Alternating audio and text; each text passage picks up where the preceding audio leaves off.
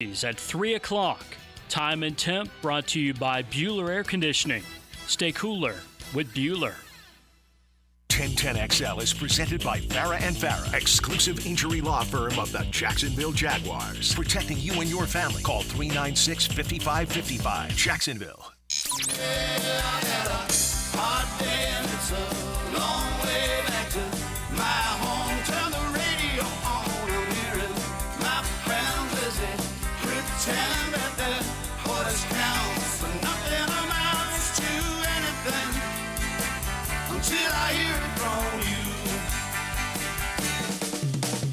Frank, Hays, Lauren, and RJ, The Frangie Show starts now on 1010XL 92.5 FM.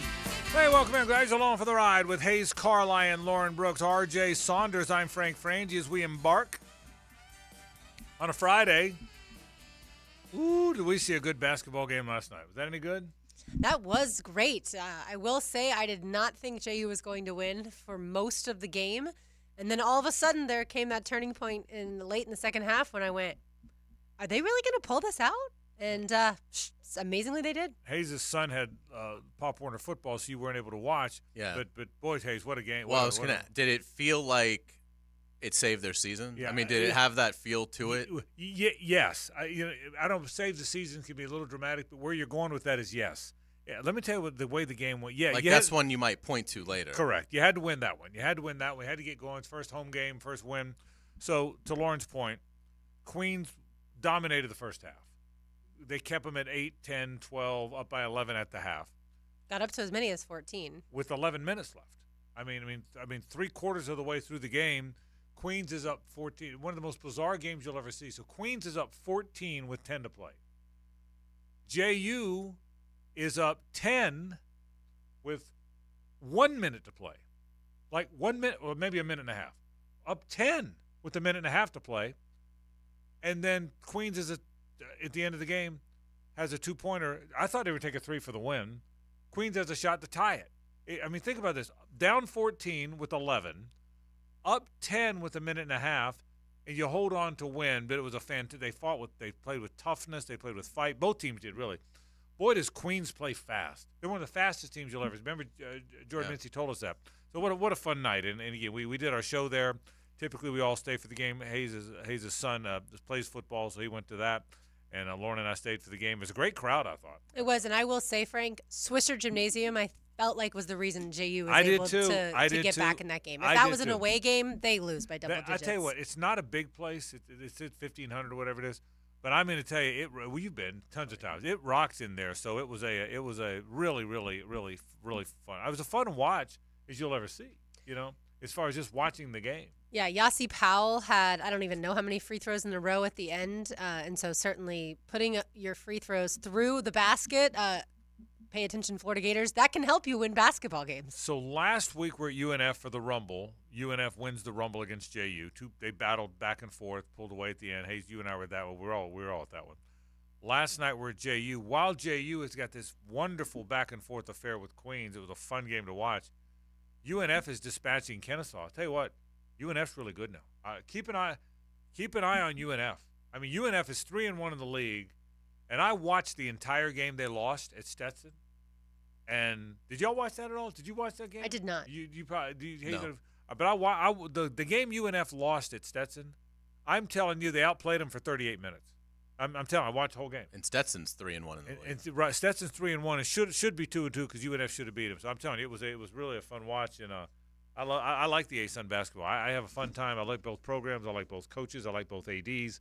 I like going to both campuses. It's really fun for us. So Well, for people who want to watch some local basketball that didn't get out last night, they have their chances this weekend because UNF now plays host to Queens. That game tips off tomorrow at 5 p.m. at UNF Arena, and JU, obviously they switch. JU then plays host to Kennesaw State. That game tips off tomorrow at 3. So you really could go to both if you want to. Them, yeah, so double dip. But a lot of fun with the local basketball. So congratulations to both JU and UNF, both winners last night. Really fun to go out and watch.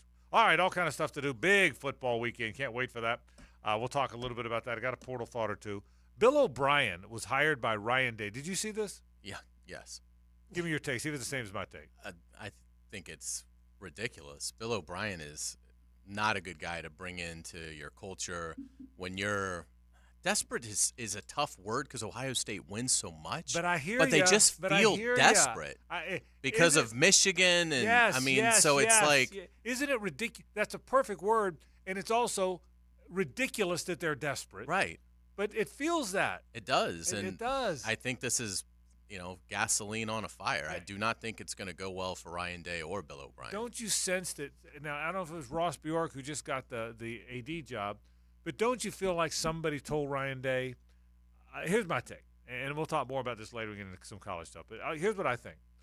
Michigan is beating Ohio State by being NFL-ish. Yes. They're NFL-ish. That's how they play. Big physical offensive line, NFL offense, a guy to coach in the NFL. And Ohio State's very good, but they're not NFL-ish. Ohio State's the ultimate college team. I think someone told Ryan Day, go be more NFL-ish. Now, that sounds simple and silly, and it's not that simple. I think it is that simple. But you get the point, right? And that's what happened. Go be NFL-ish with an NFL-type thinker, and that's what they did. Because Ohio State is wondering, how did this happen? We owned Michigan, and we still recruit at a higher level. We're wide receiver U. How is this happening? And it's happening because Michigan got much better in the trenches on both sides and has just bullied them the last 3 years. So I absolutely think it's a reaction to it. And, Jim Harbaugh had success in the NFL prior to going to Michigan. He's now won a national title with that method, and he's the apple of the NFL's eye again. I don't think there's any way that anybody could say that this doesn't have anything, that has nothing to do with Michigan's success. Getting Bill O'Brien is absolutely Ohio State's, I think, feeble attempt at a counterpunch. But outside of the bad personality, I think he's a pretty good coach. So that's where I wonder if he is able to help, because Ryan Day's offense, they had C.J. Stroud and they didn't win the national championship even though they got close. But they've got a ton of players returning. I wonder if he helps. Yeah. I think he does help. Yeah. I think he's a good coach. He's a hard guy now. Did you see hard guy? I apologize because I don't remember the reporter that tweeted it out, and I'd love to give them credit for this. But last night when this broke, a reporter looked up that Bill O'Brien worked for like 6 years under Belichick and like 3 years under Saban, and does not have a Super Bowl or national championship ring. How about that? that is not good. Yeah, and I will tell you, I guess I hope I'm not talking out of turn. I don't care if I am or not. I don't care about Bill O'Brien either way. But I'm told by people in that building, he was terrible to deal with. In Houston. Yeah. When he was the head coach of the Texans, that people that worked for them just said it was a really hard. So we'll see. And he's a good football guy. There's no denying that. So he certainly guy's a good football guy. So we'll talk a little bit about that. I got a thought or two about Bill Belichick I want to get to, Mike McCarthy, a lot of coaching stuff. Really want to start with these games. What a fun weekend of games. We'll certainly talk about that. Some college hoops as well. Snow football. You like snow football? I like snow football. I do too. Do you like snow football? Particularly if I'm in Florida watching as long it on as my I'm TV. not a part of it. Yeah. As long as you're in 72 degrees, then it's fine. Yeah, watching it. I like snow football. I wish we had more snow football. We ought to have like a February Canada North America football league where everything you can't play unless it's snowing. I like it. Yeah, the poor elements in the playoffs that doesn't bother me. Never has and never will. I understand those markets if they want to build a dome. I get why like the Vikings would want that, the Lions, but I also admire the clubs that say no, we're going to play in the elements and we're going to build our team around that, knowing that if we're good, we're going to be hosting games that could potentially be played in really poor elements. So I like that part of football. I'm really glad I don't have to cover it, but I like as a fan watching it. Do you wish that every stadium was outdoors? That there were no domes? No, I don't mind domes. I don't love domes. I don't know that I wish they all had to be outdoors. I don't love dome football. Really? I like outdoor football. Yeah. It doesn't bother me either way. But if I was building a stadium in Florida, it would probably be open with kind of what the Jaguars are, that cover, so that you get at least some protection from the heat and the sun. But yeah, I don't know that I'd go full dome, but I probably would if I owned a team that was up north. Just for my own benefit. But I understand it. And dome football doesn't bother me. What was funny to me is last weekend I saw a story like Taylor Swift wears, custom Travis Kelce jacket or whatever as she braves the elements for the game. I'm like, she's in a suite. She's in an enclosed suite. She's not braving any of the elements, people. She's braving the elements of 72. Right. 72 let's degrees. be honest. No question about it. All right, so we're going to talk a little bit about that. I got a lot of stuff on the top, some college basketball up. But let's start with the big weekend in the NFL. 4 fantastic games. Let's break them down. Who you're rooting for, who do you expect will win? What are the storylines? What would surprise you the most this weekend? What do you want to see happen? Gigantic weekend in the National Football League. That's how we'll kick off the program on 1010XL and 92.5 FM. The Frangie Show, live from the Hastings Injury Law Firm Studios on 1010XL. Hit back with Hastings. Dan Hicken and Jeff Prosser. If I may, you two make an adorable couple. Oh, no, we're not. No. We're not blah, blah, blah. I never lie. Mornings on 1010XL.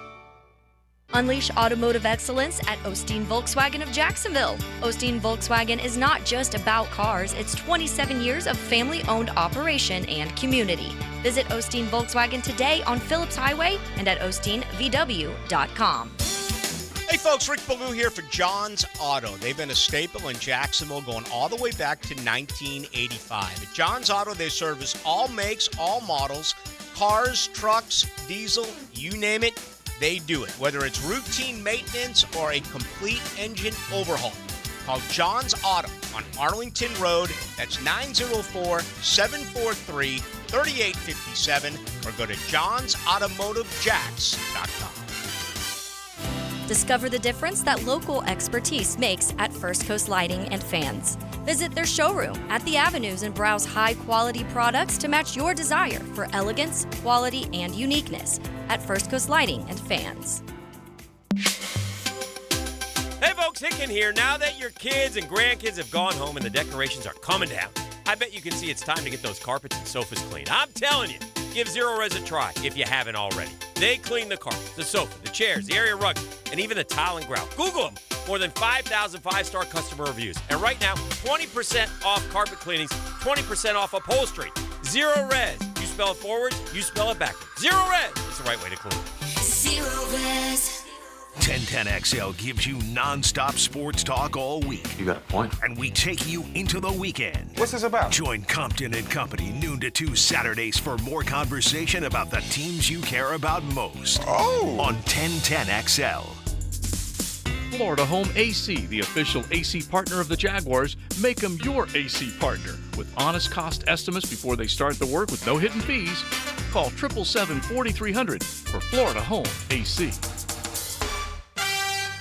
Hey, sports fans, it's Hays Carlyon from MyBookie. Gear up because the NFL playoffs are here, and with the Super Bowl just around the corner, there's never been a better time to get in on the action with MyBookie. Score big with exclusive boosted odds and huge prize contests that'll have you feeling the Super Bowl fever before it even hits. Whether you're a seasoned pro or ready to roll for the first time, MyBookie is your ticket to turning your sports knowledge into cold, hard cash. MyBookie has the largest online lineup of odds, contests, and Vegas-style casino games, making it your ultimate destination for all types of fun, 24/7, right at your fingertips. If you've been waiting for the right time to get in on the action, make your winning move today and sign up at MyBookie. Use promo code 1010XL to claim your deposit up to $1,000. 1010XL for an opportunity to boost your betting power. Experience the thrill of sports betting right from the comfort of your home, because with MyBookie, you can bet anything, anytime, anywhere. When looking for a firearm, you want knowledge of product, a fair price, and of course, a quick process. Beach's Jewelry and Pawn in Jax Beach is always stocked with brand new firearms and the quickest in and out times this side of the ditch. BeachesJewelryandPawn.com. This is Hays Carlyon for SkyLife Elite. Are you tired of canceled flights, unruly passengers, and layovers? Call my friends at SkyLife Elite. Consider using private charter flights for your next adventure. Yes, you can afford it. Make your own schedule. Fly direct. Drive your car to Craig Airport and get directly on the plane. SkyLife Elite can make that happen. Call 490-9332, go to flyskylife.com, and find them on social media. Fly SkyLife Elite, North Florida's premier private air charter. Frank Frangie here. These days, it's hard to know which companies to trust. When it comes to banking, I trust South State Bank. South State truly values its customers, and they work hard to create meaningful, lasting relationships. I love going into my local branch. I see the same smiling faces I've seen for years. South State is the largest bank headquartered in Florida, so they're able to offer all the banking services you need. You can trust South State Bank. Banking forward. Member FDIC, equal housing lender.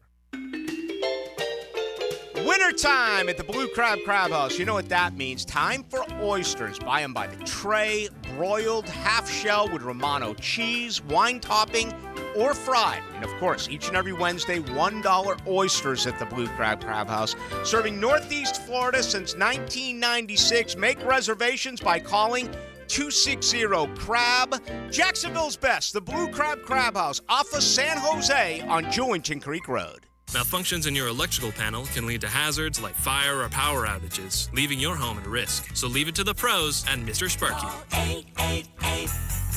888-8Sparky. Your on-time electrician, Mr. Sparky of the First Coast. New year, new truck. There are trucks, and then there's the truck, the GMC Sierra, the one I drive. Frank Frangie here. The Sierra boasts a V8 engine, the ultimate luxury interior, and the world's first 6-function multi-pro tailgate. This month, save up to $10,000 on select new GMC Sierra 1500s and enjoy rates as low as 0.9% APR financing. Shop 24/7 online at nimnickbuickgmc.com. Nimnick, your friends in the car business since 1941. GMC, we are professional grade. 1010XL is presented by Farah & Farah, exclusive injury law firm of the Jacksonville Jaguars. Protecting you and your family. Call 396-5555. Jacksonville. Back to more of Big Chief Tire Friday on The Frangie Show. Family owned since 1961. It's Big Chief Tire.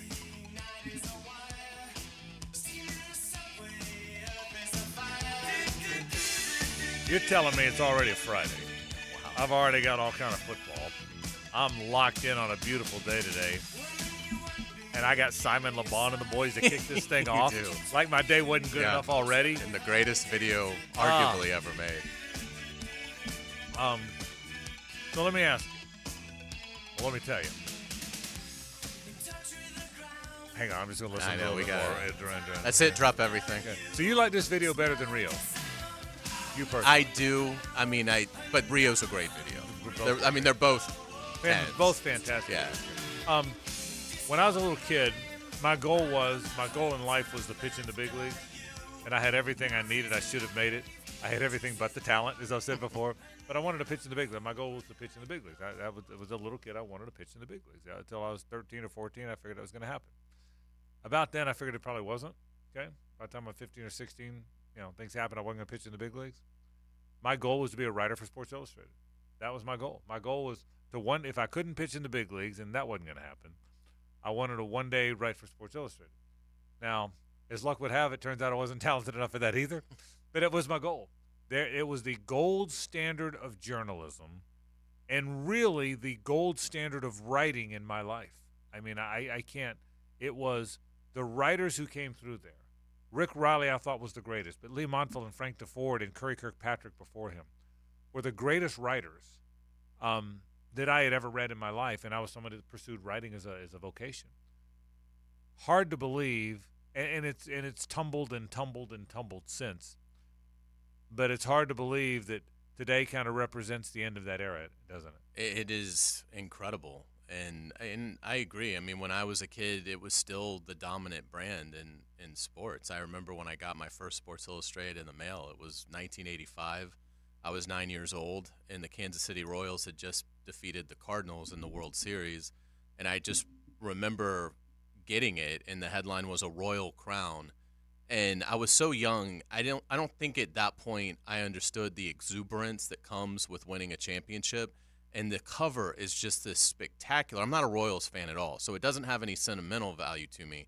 But to see that the shot of the cover was the players converging on the mound after the final out, and to see the faces of these men and the joy on their face as a 9-year-old, it was captivating. And I will always remember that. And then obviously, stories like the Lynn Bias tragedy and death of a dream was such a powerful cover after Lynn Bias, this fantastic basketball player, passed away after just about a week after being selected in the first round by the Celtics. I mean, just so many moments. Obviously, being a Gators fan, all the covers of that they were on, going all the way back to beating Auburn before they lost to Georgia when I was really little.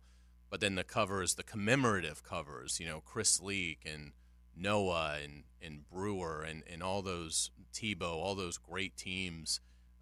It's just it's really sad. So the writing, I feel, is like you do, Frank, because that's what we do. But the photography and the design, which I have absolutely zero ability to do at all, it was just masterful.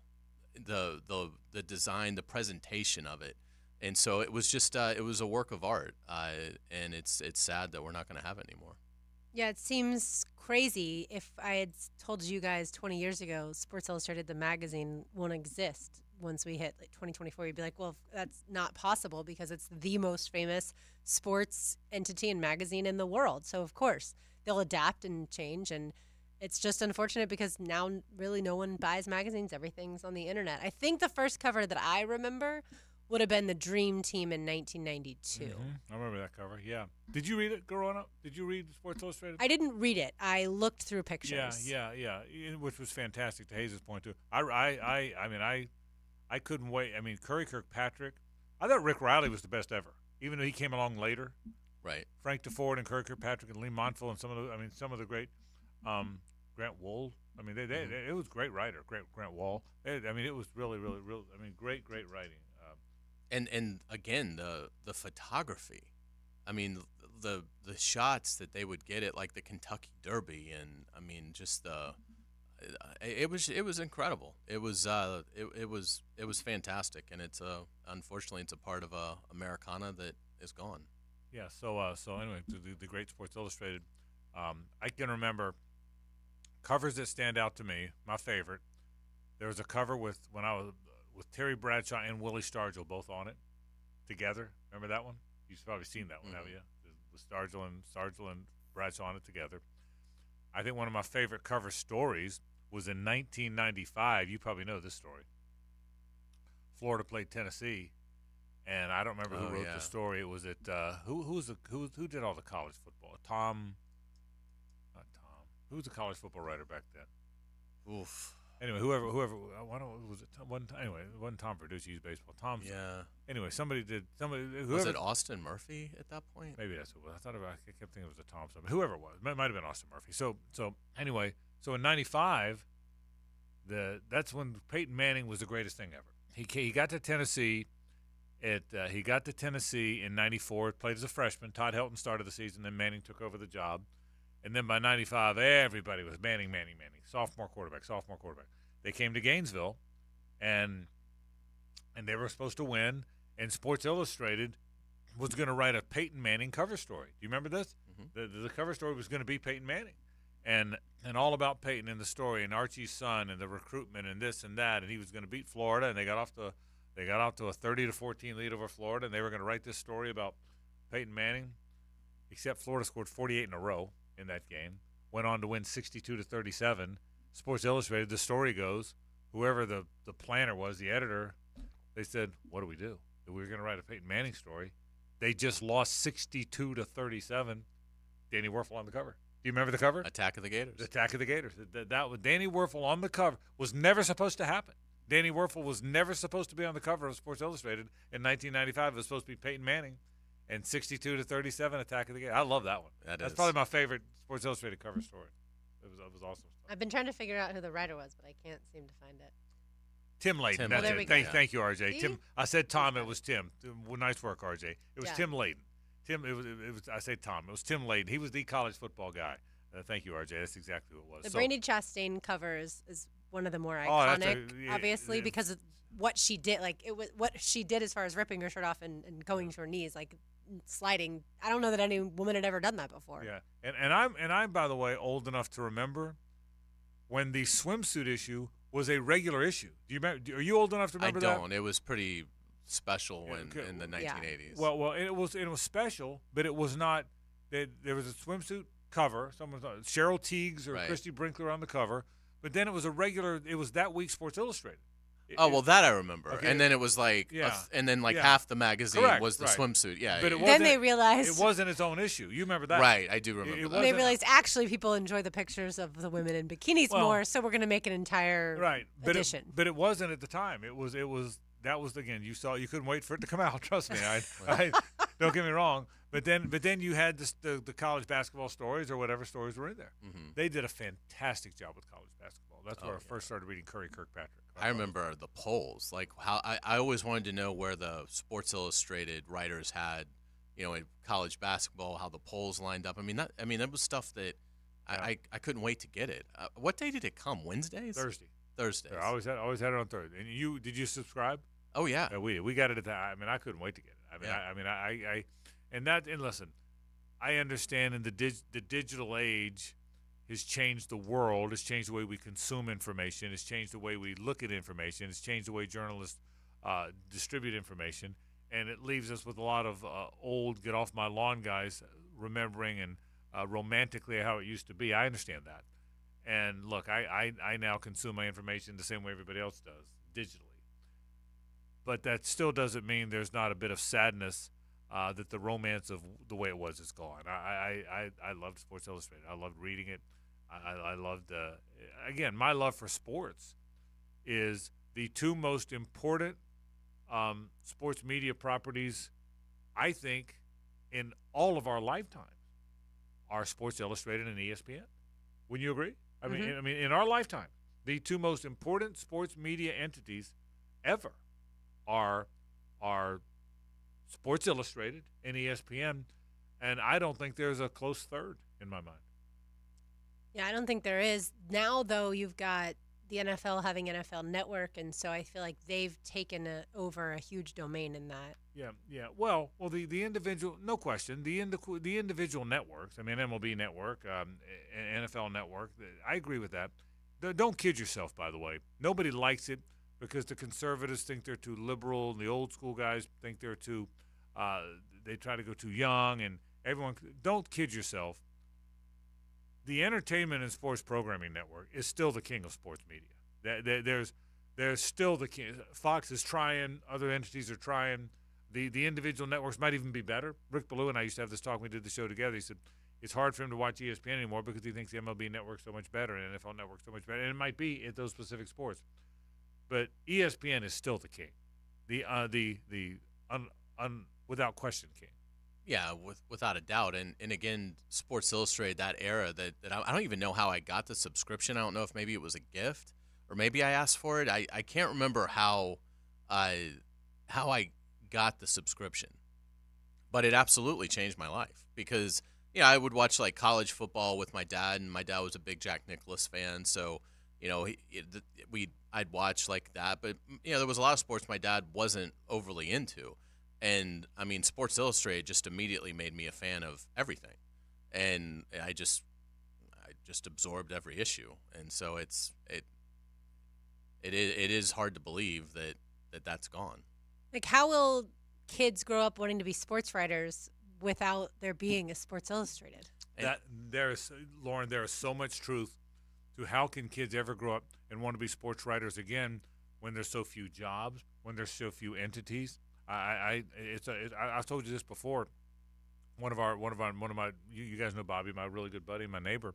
His son is a sports writer. Bryant is probably, I don't know, probably late 20s now. He's 27, 28. He's interned here. He's a wonderful young sports writer. But he's had a heck of a time because it's hard to find the job, and it really is. That's the thing, in Sports Illustrated's heyday. Again, this is before the internet. This is before ESPN was the phenomenon that it is now. ESPN existed when I was a kid, but it was basically like workout shows, bowling, professional wrestling throughout the day. It wasn't what it is now, where it's very show centric and incredibly popular. So it I don't think you're ever going to see anything like it again. It's just, and particularly for sports writers, like the other thing too is now every team has its media team, and to your point, leagues have their own channels, and that just didn't exist in the 80s. So it was such a great outlet for sports journalism. It does feel like if you want to work in sports, multimedia has to be more of the passion and pursuit than writing. Well, and by the way, yeah, because people want to. There's still good writing out there, but it's in the Athletic, and it was on the National before that shut down, and it was on it was other places. So, but there's still good writing. Anyway, Sports Illustrated, dead and gone, it would appear, and that's a very sad day. Let's talk NFL football games coming up after this. Stay with us. The Frangie Show, live from the Hastings Injury Law Firm Studios on 1010XL. Hit back with Hastings. Find Florida Gators basketball on 1010XL. The Road Reptiles take it to Mizzou, Florida, Missouri. Tomorrow night at 8 on 1010XL.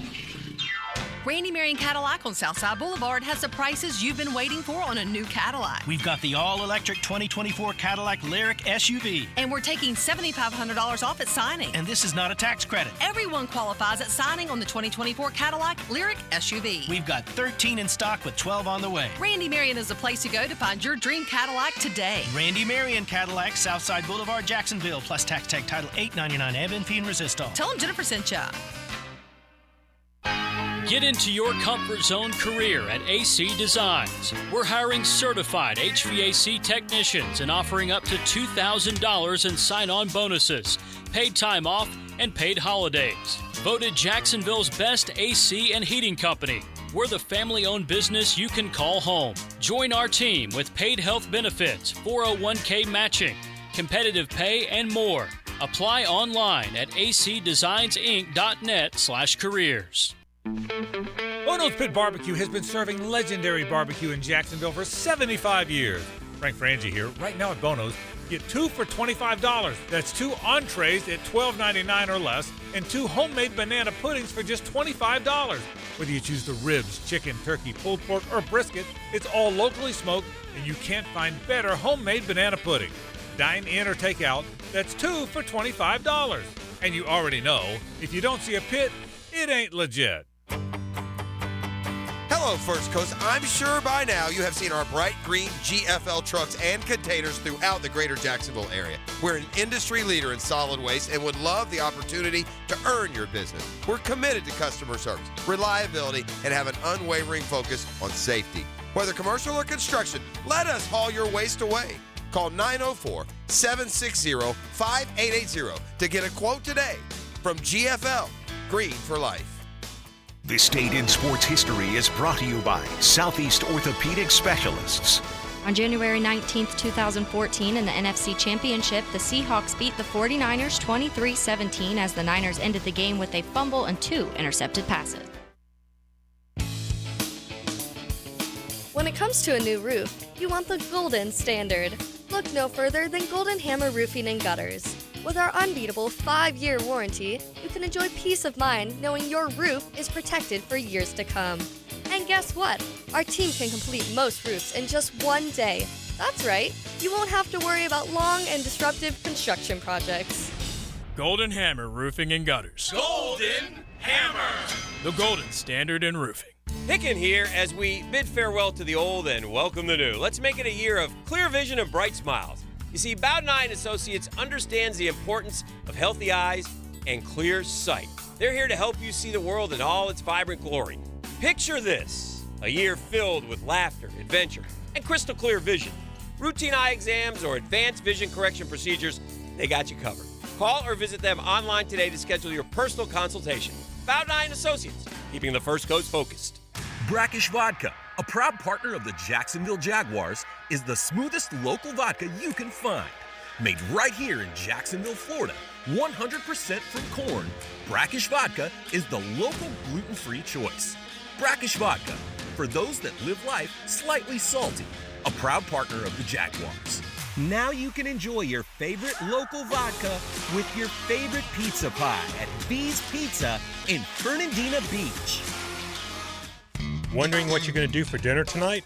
Southern Steer Butcher is a full-service butcher, and we grind and make sausage in-house every day. Now open in Ortega. For tasty tips and juicy breasts, choose Southern Steer Butcher.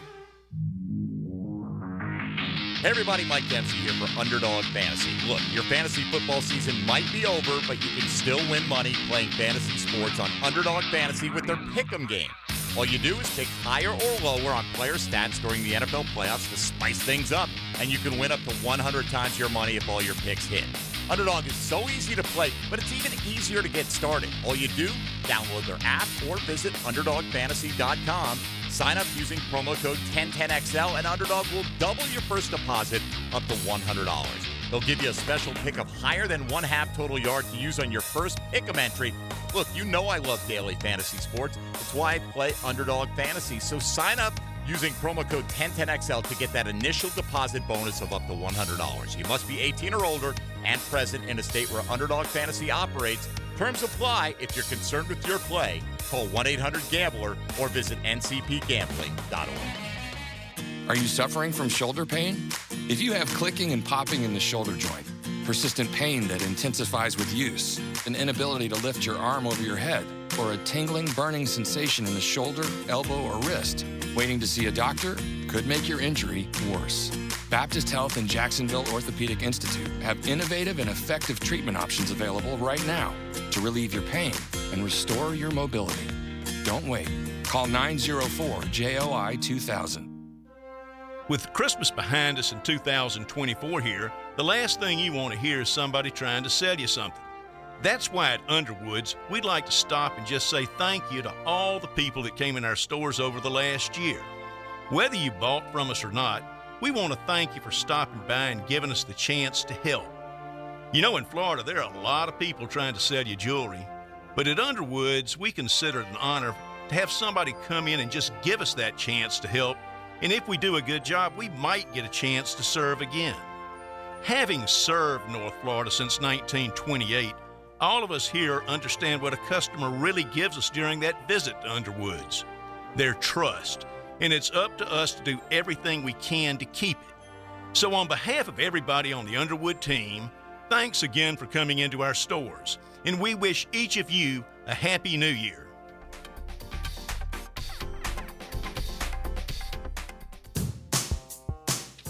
Get this thing unwrapped here. Duval! Praz, what in the world are you doing working on your Duval? That's right, man. I really identify with Duval. You live in St. John's County, knucklehead. I mean the Duval sub, the Daily Dash Duval. Turkey, ham, melted cheddar, and habanero jack cheeses. Lettuce, tomato, crispy and fresh, you know, like me. I'm sure there's a Daily Dash sub that sums you up. The boss. Because, of course, oven roasted beef, Munster cheese, roasted mushrooms, caramelized onions.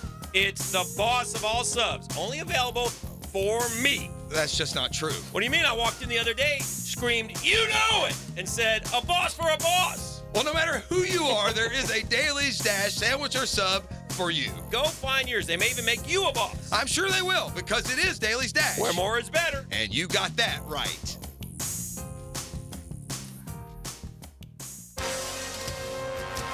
This is Dr. Kevin Kaplan, head team physician for your Jacksonville Jaguars. Here's the latest update on the Jags, brought to you by Baptist Health and JOI. What is the identity of the Jacksonville Jaguars going into 2024? It was a question posed today to former Jaguars Pro Bowler Leon Searcy on XL Primetime. What is the Jacksonville Jaguar identity right now? Well, they don't have any because they haven't had enough consistency of winning to signify what they really are. You know what I'm saying? I mean, from 96 to 2000, from when we went to the playoff year after year, we have formed an identity. We knew who we were. We knew we were a high-powered offense that could run the ball and smash mouth defense. Leon Searcy today on XL Primetime. I'm Andrew Gibson with your Jacksonville Orthopedic Institute Jaguars update. 1010XL is presented by Farah & Farah, exclusive injury law firm of the Jacksonville Jaguars.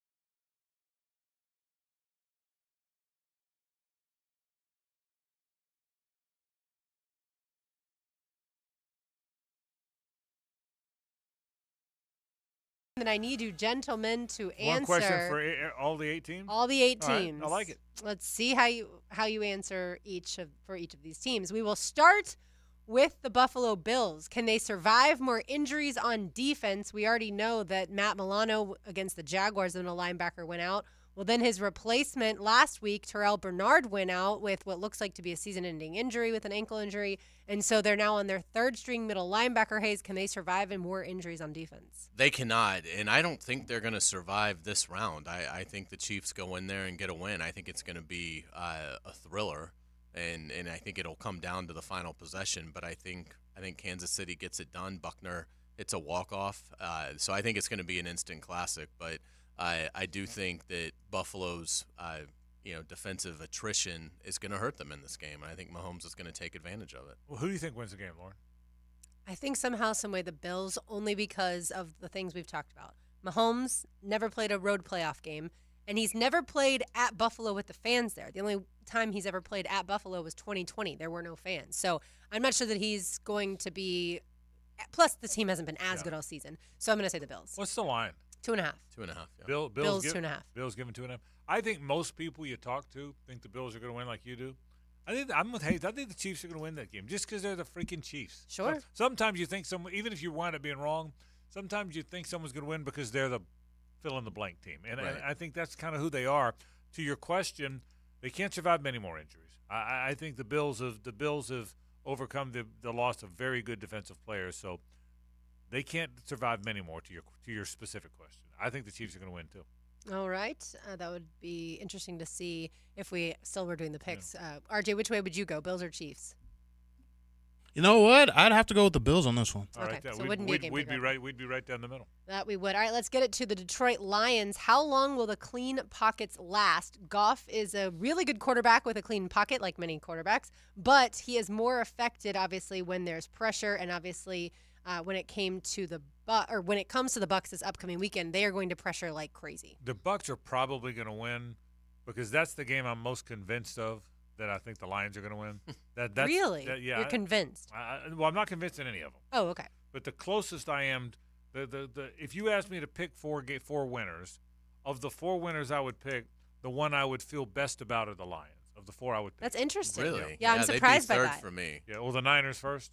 I'd go Niners, Yeah. then Ravens, then Lions. Ravens, Chiefs. I am not sure. The Ravens, I do not feel good about. I think the Lions are going to win. But back to your question, yeah, the Bucs can get after the passer. The Bucs can get after the passer. So yeah, to your specific question, can the Lions pass protection hold up? To a big part of that game. It is, and it certainly helps that they'll be at home. From an operational standpoint, I think Gibbs is going to have a sensational day. Laporta, Detroit really dodged a bullet with him not suffering an injury that was going to keep him out. So I do think Goff gets it done. That game, I think, could be a little lower scoring than maybe what people are expecting, but I like the Lions to come out of that game. I think a gritty game, a close game, another really good game, but I think Detroit gets it done late, and I think Goff's the reason why. For some unknown reason, I feel like the Bucs are riding this magical wave, and Well, they are. And the Lions got fairly lucky to beat the Rams, and I mean, the Bucs certainly weren't afraid of the Eagles coming to their house. I just feel like, and maybe it's because the Lions and the Jaguars are so similar that you get your hopes up, and then your hopes and dreams come crashing down, as it did for the Jaguars last year. But again, the Lions are home, which is an advantage. San Francisco 49ers, can they live up to the hype? Obviously, the hype for them is winning the Super Bowl. That's yes. That is a yes for me. They're going to, and I said that I'm convinced the Lions. I'm convinced the Niners. I guess I'm convinced on both NFC games. Yes, I think the Niners not only are very good, but they're very good when it really matters. This one really matters. They might have won last year if Purdy didn't get hurt. So I think they are. Yes, I think they live up to it with ease in my mind. I think they do as well. They're just so versatile offensively. I don't know how Green Bay is going to combat all of that. And I think if for Green Bay to win this game, for me, it's going to have to be like a 38-35 shootout kind of game where maybe Jordan Love stays incendiarily hot and is able to just produce another outstanding effort. But I think San Francisco is obviously you focus on McCaffrey, but they just have so much talent around Brock Purdy that, to me, and that's not a knock on him. He's a good player, and he's incredibly bright. But I just don't know how you stop him. Yeah, I don't either. For the Houston Texans, can the defense hold up? They've been a bit more vulnerable through the air. Yeah, I'm not sure about that. I'm not sure it can, and I think the Ravens throw the ball better than people think. His completion percentage is at an all-time high. They're getting Mark Andrews back. Zay Flowers has really emerged, and again, I think Lamar Jackson is a really, really complete player, man. So yeah, no, I think that game could have some points in it, Hays. I do. I think it could as well. That's the game to me that feels the most like it could be. I don't think it's going to happen. I like the Ravens to win, but I actually think the Texans probably cover the 9.5. But I think so too. But if you're asking, not that you are, but what game has the potential, in my opinion, to be the rout game? This is that game, because the Ravens' defense is unbelievable, and as great as C.J. Stroud is, I think to go on the road and play in those elements in Baltimore and have your way with that Baltimore defense, and and some of that's not even on C.J. Stroud. I think they're going to have issues protecting him. Baltimore's linebackers are so incredibly good. So to me, that game has the most feel of a 34-10 kind of game. So I think it's going to be interesting to see Ryans and Stroud, how they're able to handle this. But I think I agree with Frank. I think Lamar's played great. Todd Monken's done a great job of getting him comfortable throwing it. And, and Lamar deserves a lot of credit. And so there'll be a ton of pressure on him. So I almost think it probably goes one of either they lose or they play so well, maybe Houston scores late to cover, sort of a backdoor cover there. But to me, it almost feels like the Ravens are going to either convincingly win or they're going to lose. Like, I don't see Baltimore winning a close game, because if it's close, I think they're going to choke. It's funny because I thought the Browns' defense was really good, and the way that the Texans played against them, granted completely different conditions as far as weather is concerned, they played so well. I mean, putting up, 48? So that's where I'm like, I think this one is going to be super close. I won't be surprised if the Texans somehow, some way find a way to win. You both pretty much answered the question about Lamar. Can he get over the hump? Obviously, everyone knows his 1-3 record as a playoff starter. When it comes to the Chiefs, will they stay committed to the run is the question. The Chiefs are 8-2 when Rashee Rice gets going. No, he's a wide receiver. When someone, I don't have who, gets at least 15 carries. Yeah, I don't see the Chiefs.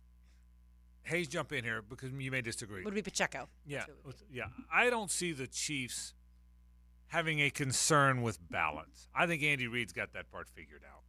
I think I don't worry about, the Chiefs lost, but they didn't stay committed to the run long enough. Andy Reid, this cat's done this a long time.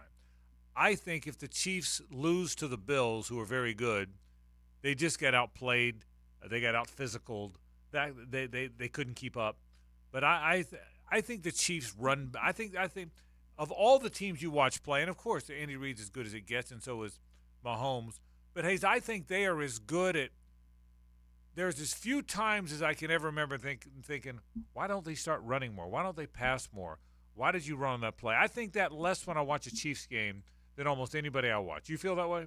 I do feel that way. And again, I think it goes with the chemistry that Mahomes and Reid have together. And, I mean, you're now talking several years. They've obviously won the Lombardi multiple times together, so there's an incredible amount of trust, and as there should be. So, I mean, to me, if Kansas City loses, it'll be because their receivers really let them down. I don't think they're going to have to score 34 to win this game, because Kansas City's defense has been really, really good this year. They haven't even allowed a team to score more than 27 all season. And so in looking at it, I think Kansas City offensively can be patient, knowing our defense is going to keep us in this. So just let's figure it out. Let's see what Buffalo's doing, and then we'll make our corrections, and we'll get going on the scoreboard. So my guess is Kansas City is we're probably sitting there at the end of this week and going, the Chiefs, they get into the tournament and they're just a really, really tough out, and it will be an incredible environment in Buffalo, but I think Kansas City's going to find a way. If Josh Allen and the Bills lose because of one of his turnovers, I feel like the story around him is similar to the story around Dak Prescott. You know what? You're right. That doesn't seem right because it seems like he's been up, down. But he's one of those guys that people can't wait to say, see, I told you he wasn't very good. Don't you think? Yeah, because they see careless with the football. Yeah. Even though he's a lot of times just trying to do anything and everything he can to help his team. I'll tell you what, if I was watching games, he might be as fun to watch as any of them. Even Mahomes, as far as fun to watch. But you're right, Lauren. If he throws 3 picks, well, I told you he wasn't any good. Mm-hmm. I thought he's just like Dak. People are going to tweet Prisco. Yeah. Well, that's exactly right. So. Josh Allen ran for 15 touchdowns in the regular season. Well, and then obviously had the big one against Pittsburgh. Well, the touchdown run against the Steelers, how fast was he going? He looked like a fast wide receiver, didn't he? Absolutely. Yeah, my goodness. But the turnovers are an issue. He threw 18 interceptions, and so that'll be fine. I think Josh Allen will play pretty well. I don't think the Bills will lose because of him. I just think it'll be that. I think the Chiefs' defense is good. I just think they're going to win the majority of the third down battles and get them off the field. All right, final 2 questions. One for the Packers. We've kind of talked about this. How far can the youth movement go? You're facing a team that's so incredibly experienced in the 49ers. To me, if there's a route, it's the 49ers. And then finally, Tampa Bay Bucks. Can they tighten up in opposing territory? Kind of crazy to think, but the Bucks should have beaten the Eagles by more than they did. Mayfield took a couple of sacks that pushed the Bucks out of field goal range, and also some drops, as we saw throughout the first half, caused them to not score in certain times. Yeah, I think I think the Lions are going to be – I don't think that's going to be a close game. What's the line? What's the number there? 6? Yeah, I think the Lions cover that. I think the Lions 6.5, I think. Yeah. The Packers, I don't think their youth can hold up. Lauren, to your question, Hays, jump in here. But I think that's okay. I think they – you talk about playing with house money. There's more house money in Green Bay than anywhere. It'd be great to beat the 49ers. And Houston. Houston, but even more in Green Bay. Because Houston started coming around. You're right. They're both going to feel good afterwards. Yeah. But Green Bay, you about mid-season on, you started sensing that Houston might be able to do this. Green Bay, it was later than that. Right. Green Bay, first number 7 seed ever to win. Yeah, well, that's right. So I because they hadn't been there for very long, but you're right. Yeah. I think Green Bay doesn't have much of a chance to beat the 49ers, and I almost think that's okay. I would agree. Green Bay doesn't need to win to validate their season. LaFleur deserves a lot of credit for having this, run where they've won 7 of their last 8. It's really interesting. Just again looking at their numbers, they don't have a rusher that went over 656 yards. They don't have a receiver that went over 793. Mm-hmm. Those are really low numbers to be your leaders, but they've figured it out, and Jordan Love's done a nice job spreading the ball around, and and LaFleur's done a nice job of getting the offense going again without Aaron Rodgers. More NFL talk coming up. My friend Pete Prisco joins us right after this. Big weekend for Pete. We'll talk about it after this. The Frangie Show, live from the Hastings Injury Law Firm Studios on 1010XL. Hit back with Hastings. Jaguars football lives here. Listen, we sticking together. 1010XL. Big Chief Tire has been Jacksonville's trusted tire expert for over 60 years. Frank Frangie here. The new season is upon us, and they are here to ensure your journeys are smooth and worry-free. Gear up for any travel by scheduling service at one of their 5 locations. From tire rotations to custom wheels and more, the experts at Big Chief are here to ensure your vehicle is ready. Visit the website at bigchieftire.com or call 904-932-0950 to schedule an appointment today. For lost or broken keys or nearly any make and model of vehicle, call 722-1111 for Instant Keys. Instant Keys. You don't have to go to the dealer. Instant Keys comes to you. In 1956, Elvis Presley, Carl Perkins, Jerry Lee Lewis, and Johnny Cash got together for a very impromptu recording session at Sun Studios in Memphis. 25 years later, the recording was released to the public, dubbed the $1 Million Quartet. The story went on to be a Broadway hit, which you can now see at the Alhambra Theater. Relive the day of the $1 Million Quartet, now on stage through February 17th. Go to alhambrajacks.com or call 641-1212. W's and L's are what it's all about in football season, and you know you want to be a winner. Well, don't forget about calling Florida Home AC at 777-4300 before all your friends come over and that AC or heating unit conks out. You'll have that L on your forehead, and that sticks. Make sure your AC can handle the heat and invite the gang over for a win. Florida Home AC, the official AC partner of the Jaguars, with prompt and quick service to make sure you stay cool in the heat and warm in the winter. I had an important job, and it wasn't just a job, it was keeping my brothers and sisters safe. And coming back, it felt like kind of thrown away. If it hadn't been for Wounded Warrior Project, I honestly don't know if I would be here. It was like, I got my family back again. We all felt the connection, like that brother and sisterhood.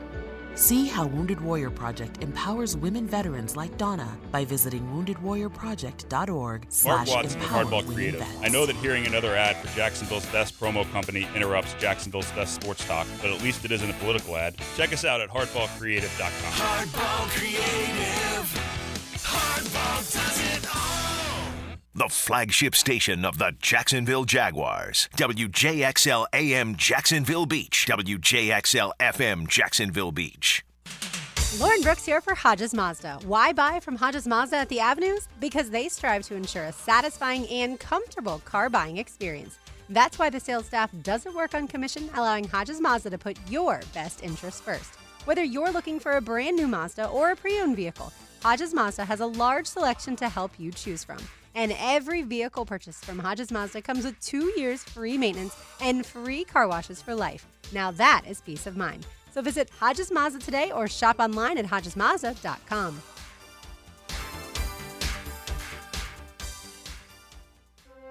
With Christmas behind us in 2024 here, the last thing you want to hear is somebody trying to sell you something. That's why at Underwoods, we'd like to stop and just say thank you to all the people that came in our stores over the last year. Whether you bought from us or not, we want to thank you for stopping by and giving us the chance to help. You know, in Florida, there are a lot of people trying to sell you jewelry, but at Underwoods, we consider it an honor to have somebody come in and just give us that chance to help, and if we do a good job, we might get a chance to serve again. Having served North Florida since 1928, all of us here understand what a customer really gives us during that visit to Underwoods. Their trust.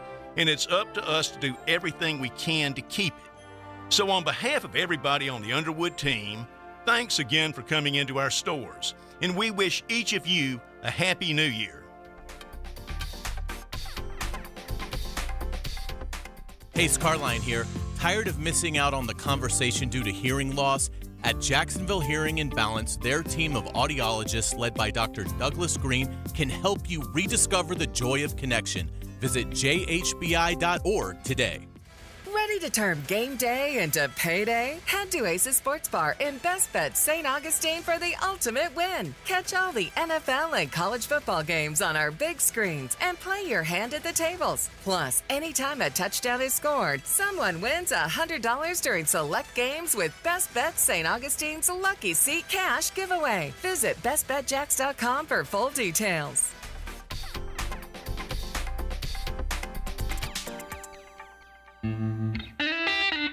At ABBQ, they are turning up the heat this football season like no other. Picture this, 15 massive TVs strategically placed throughout the restaurant so you won't miss a single touchdown. Step into their huge outdoor area where the excitement of the game meets the fresh air. Here's the kicker, and this is a big one for me.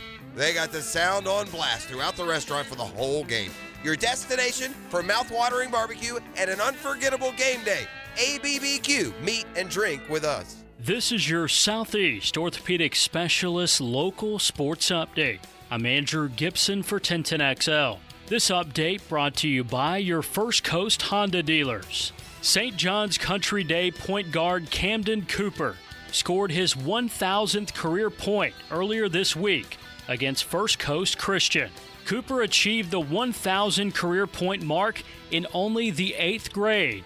The St. John's Country Day star was a guest this week on The Drill. Do colleges, are they allowed to talk to you already? Does that stuff go on? I'm too young to talk to colleges, but yeah. But you have offers. Yeah. Wow. Amazing. Offers already. You got D1 offers, yes? Mm-hmm. Oh, my goodness gracious. Camden Cooper from St. John's Country Day this week on The Drill. It's 66 degrees at 4 o'clock. Time and temp brought to you by Bueller Air Conditioning. Stay cooler with Bueller. 1010XL is presented by Farah and Farah, exclusive injury law firm of the Jacksonville Jaguars. Protecting you and your family. Call 396-5555. Jacksonville. Let's ring up another guest on the All-Pro Roofing phone line. Time for all things Jaguars and NFL with Pete Prisco. The Prisco Report, presented by Showtime Sports Cards and Collectibles. Showtime. On The Frangie Show. Pete Prisco's here to talk a little NFL with us. It is brought to you by Showtime. Don't forget, now tomorrow's the monthly in-store card show from 9 to 4. They do that once a month, and they do a fantastic job. All kind of great vendors, all kind of great items. Head to Showtime again. The card shows are fantastic. They go on all day long on Saturdays, once a month. Showtime, of course, is located at the corner of Phillips and Chad. You can find them on Facebook, Twitter, and Instagram. Pete, big weekend. How you doing, buddy? Good. How are you guys? We are doing fantastic, man. Hey, all kind of things to talk about as we get set for this weekend. But let me start with the Jaguars. Are you hearing anything about defensive coordinator? Is there any direction you think they should go with regard to that, Pete? Well, look, there's a lot of guys being interviewed, and I think there's a lot of good candidates out there. You got to be careful. I think Wink Martindale's a really good defensive coordinator, but do they have the people that can play what he wants to do? And so how do you go out and revamp your defensive roster if you do want to play that way? Because, he wants to blitz and play man coverage, and they don't have those guys. And so I think you got to be careful with who you bring in, or you're going to have to just make a real concerted effort to change the way you play. Who would you like to see the hire be? Yeah, I think Wink Martindale's really good. Don't get me wrong, he rubs some people the wrong way. He's an abrasive guy, and he can be a pain in the butt for players and even guys on the staff. But he's a really good coordinator. And I think that's the way you need to play nowadays. I think you have to be aggressive. You have to go after the quarterback. You have to be an attack defense, dictate tempo, change up how you do things. And so I think he'd be really good. What do you guys think? Who do you guys? I've said all along, I don't know enough about the specifics, but I want a guy like that. A guy, if Schwartz or Spagnuolo were available, Pete, I'd want a guy like that. Wink is available. A guy that's done it a lot. You know what I mean? To your point, I'd like to see them get a guy that has called plays and called defenses for a long time in the NFL. I think that's which is I kind of think what you're saying. But and the other thing is what happens with the rest of the staff? Is the offensive coordinator safe? Because you hear rumblings that people in the building aren't necessarily on board with that. Yeah. So I got to believe if something was happening there, it would have happened, Pete. I agree, too. Doug was very swift in making the changes with his defensive staff. I think all the people that are going out the door have already gone out the door. I think. What do you think about the rift that supposedly is between the front office and the coaching staff on that offensive system? It exists. Yeah. Of course. Yeah. I think more than anything else, I think typically general managers, when teams start to fade, are angry with the way the coach coached them, right? Isn't that pretty standard, So I don't know enough about the specific details of it, Pete. But yeah, I think typically general managers and coaches are on the same page when everybody's winning and not as much on the same page when the losing starts. That's what I think. But I'd like to see a veteran guy. And by the way, to your point about the other parts of the staff, don't you think part of the blowing up the entire staff, not just the coordinator, is to let the new guy fill out his staff for the most part? Absolutely, and that's the way it should be. There might be somebody you liked, but you want your own people. That's basically what you want. You want to coach your own guys. You want to be able to, and again, let's be real here. Doug's in a position where he's going to have to win next year, I think, and win. By that I mean get to the postseason and win a playoff game or two. And so I think that puts more pressure on him to get the right guy in there. And so, but to get the right guy, if you're that right guy, are you sitting there saying, well, if they don't win, am I in trouble again? Or if they do win, am I going to be able to take this and use it as a springboard to go somewhere else, maybe be a head coach? I think there's a lot of possibilities at play there. Because, after the way things collapsed this year, that's a pressure year for that staff next year. It certainly is. Pete, as far as Jaguars, Josh Allen, does he get a long-term deal, franchise tag? What do you think happens with him? I think they'll get him a long-term deal. I do. And look, they got an easy way to clean out a bunch of cap room. We know that. We've gone through it a bunch. I mean, Fodakasi, Rayshon Jenkins, Sheriff, you want to get rid of him. I mean, you can go on and on. They can get rid of guys to create cap room, and I think Josh Allen is a building block for whoever wants to come in there and build that defense. And if you have guys who can pressure the quarterback, I think in this league you have to have that. So I can't imagine in any way, shape, or form they let him get out the door. A, and then B, I think ideally you'd like to get that long-term deal done before you have to put the tag on him. All right, let's get to some games. Big weekend of games. Let's start with the first one. Look, I think the Ravens are really good. I think Lamar Jackson's playing better than anybody. But I think the Texans are going to be right there. I think that one's coming down to the fourth quarter. I think the Texans have found something there, Pete. It's probably one of the games I'm most interested in watching. Obviously, the Chiefs-Bills is the marquee game of all four of them. What do you think about Texans-Ravens? I think they hang around too, Frank. I think, we saw the Rams go in there a month ago and threw it around and had some success doing so. I think, Stroud's going to be able to throw it. His offensive line was great last week protecting him. I think he'll be able to stand in there and make plays. But I also think Lamar Jackson's going to make a lot of plays as well. I think it's high scoring. I know the weather could be a little bit bad, but I do think that they absolutely will keep it close. I think they hang around. I think the Ravens will find a way to win it. Would it shock me to see the Texans win? No, absolutely not. What do you think happens in Green Bay, San Fran? I'm calling for the upset. Wow. Green Bay on the road. This is one of those years, everything that we think we know, we don't.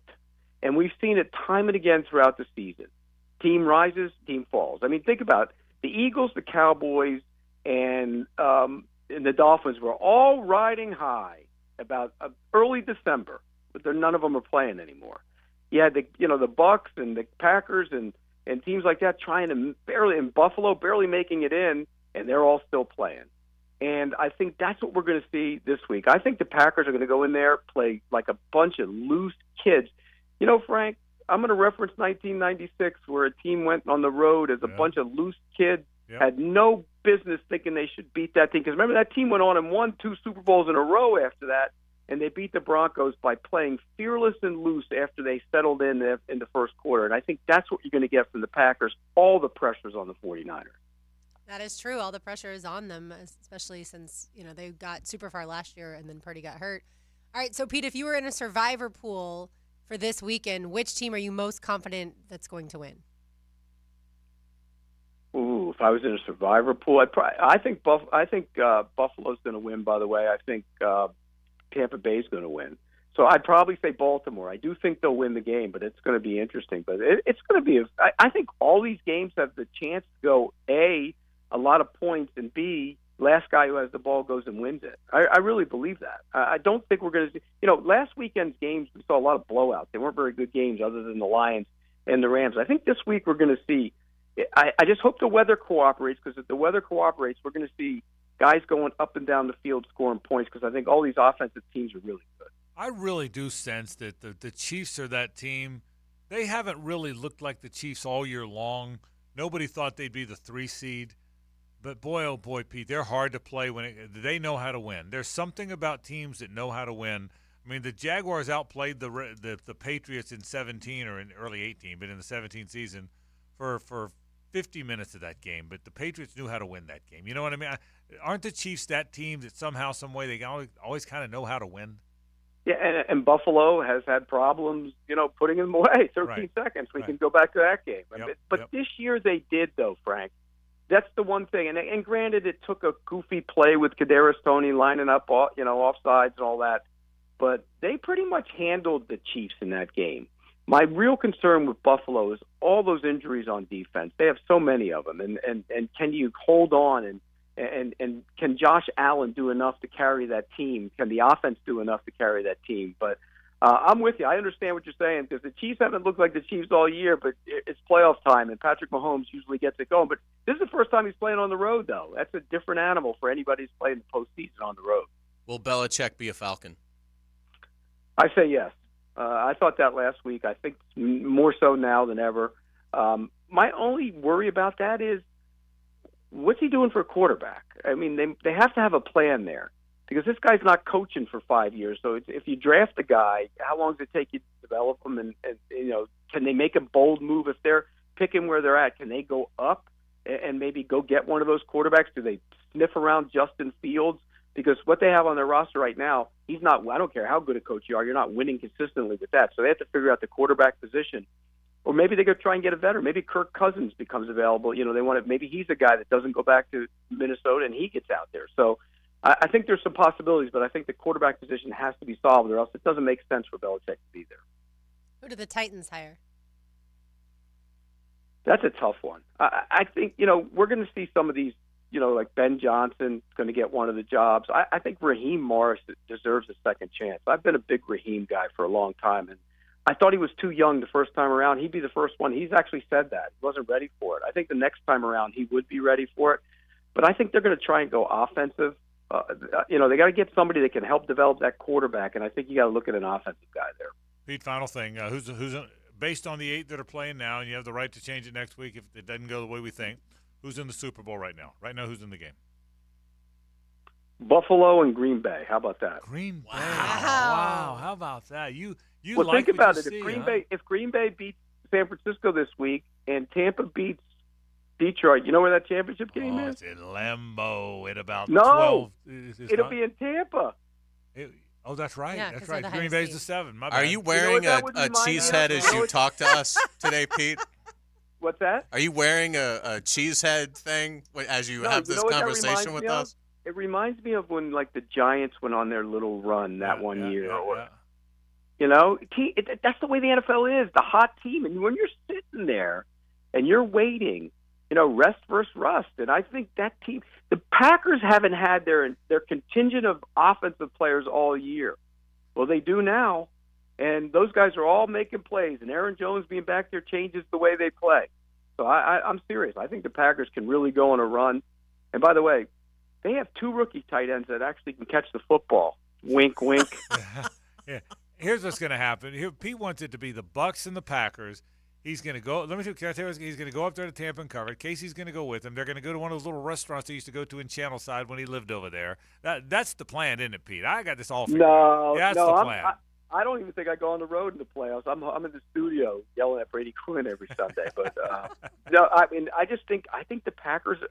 It's too obvious to say it's going to be the 49ers and the Bills, or the 49ers and the Ravens, or the 49ers and the Chiefs. Don't you think? Yeah. I mean, it's just it looks too easy. The league does do that. I will say that. The league does tend to do that. You've had some huge calls before. Yeah, this is a good one. I think this one would be number one if it hits. The Packers go. You know what, though? The worst call I've ever had was picking Jacksonville to be the Super Bowl. Not your best moment. Pete Prisco from CBSSports.com. Thank you, Pete. All right, guys. Take care. Pete Prisco checking in, talking NFL. Brought to you by Showtime Sports Cards and Collectibles. One more time. That monthly in-store card show is tomorrow from 9 until 4. All kind of vendors, tables everywhere, all kind of great items. Man, if you're a collector, tomorrow's the day to get to Showtime. You know where it is. Corner of Phillips and Shad Road. Find out all about them on all the social channels, Facebook, Twitter, and Instagram. More in a moment. Stay with us. The Frangie Show, live from the Hastings Injury Law Firm Studios on 1010XL. Hit back with Hastings. What is this? 1010XL. It's on. 1010XL. It's always on. Who are you? Jacksonville Sports Radio. It's what we do. This is Hays Carlyon for Register Sausage. Fantastic news as you can now find delicious Register sausage at Publix or Winn-Dixie. Starting 82 years ago in Mariana, Register's is the premium smoked pork sausage of the Southeast. Whether it's for a quick breakfast or dinner with the family, Register's provides the variety and quality that is worth your hard-earned money. Register's premium smoked pork sausage. Taste the difference. Pick up your Register sausage at Publix or Winn-Dixie today, or find them online at registermeats.com. When you step into a courtroom, you're stepping into a fight. Someone wins, someone loses. I'm attorney Brett Hastings, and at Hastings Injury Law, we've got the experience you want in your corner if you or a loved one suffer a personal injury or a wrongful death. We're here to fight for you. So if you get hit, hit back with Hastings Injury Law, offices Jacksonville. Find us on the web at 904hitback.com or call our 24-hour helpline, 904-HITBACK. me get this thing unwrapped here. Duval! Praz, what in the world are you doing working on your Duval? That's right, Dan. I really identify with Duval. You live in St. John's County, knucklehead. I mean the Duval sub, the Daily Stash Duval. Turkey, ham, melted cheddar, and habanero jack cheeses. Lettuce, tomato, crispy and fresh, like me. I'm sure there's a Daily Stash sub that sums you up. The boss. Because, of course. Oven roasted beef, Munster cheese, roasted mushrooms, caramelized onions. It's the boss of all subs. Only available for me. That's just not true. What do you mean? I walked in the other day, screamed, "You know it!" and said, "A boss for a boss." Well, no matter who you are, there is a Daily Stash sandwich or sub for you. Go find yours. They may even make you a boss. I'm sure they will, because it is Daily Stash. Where more is better. And you got that right. Hey, sports fans, it's Hays Carlyon for MyBookie. Embrace the tournament with MyBookie. It's time to get in on the action. Take advantage of their live betting, especially if a heavy favorite gets off to a slow start. They also have great referral bonuses, so get your friends going. If you haven't signed up, go to mybookie.ag and register for a free account. Use promo code 1010XL to grab a welcome bonus up to $1,000. Let's take a look at some updated MyBookie lines. The Ravens are a 9.5-point favorite over the visiting Texans. The Bucks, a 6.5-point road underdog against the Lions. The Chiefs are getting 2.5 points at the Bills. Sign up with that promo code 1010XL to claim your deposit bonus. Again, it's a bonus up to $1,000. Bet anything, anytime, anywhere with MyBookie, and don't forget that promo code 1010XL.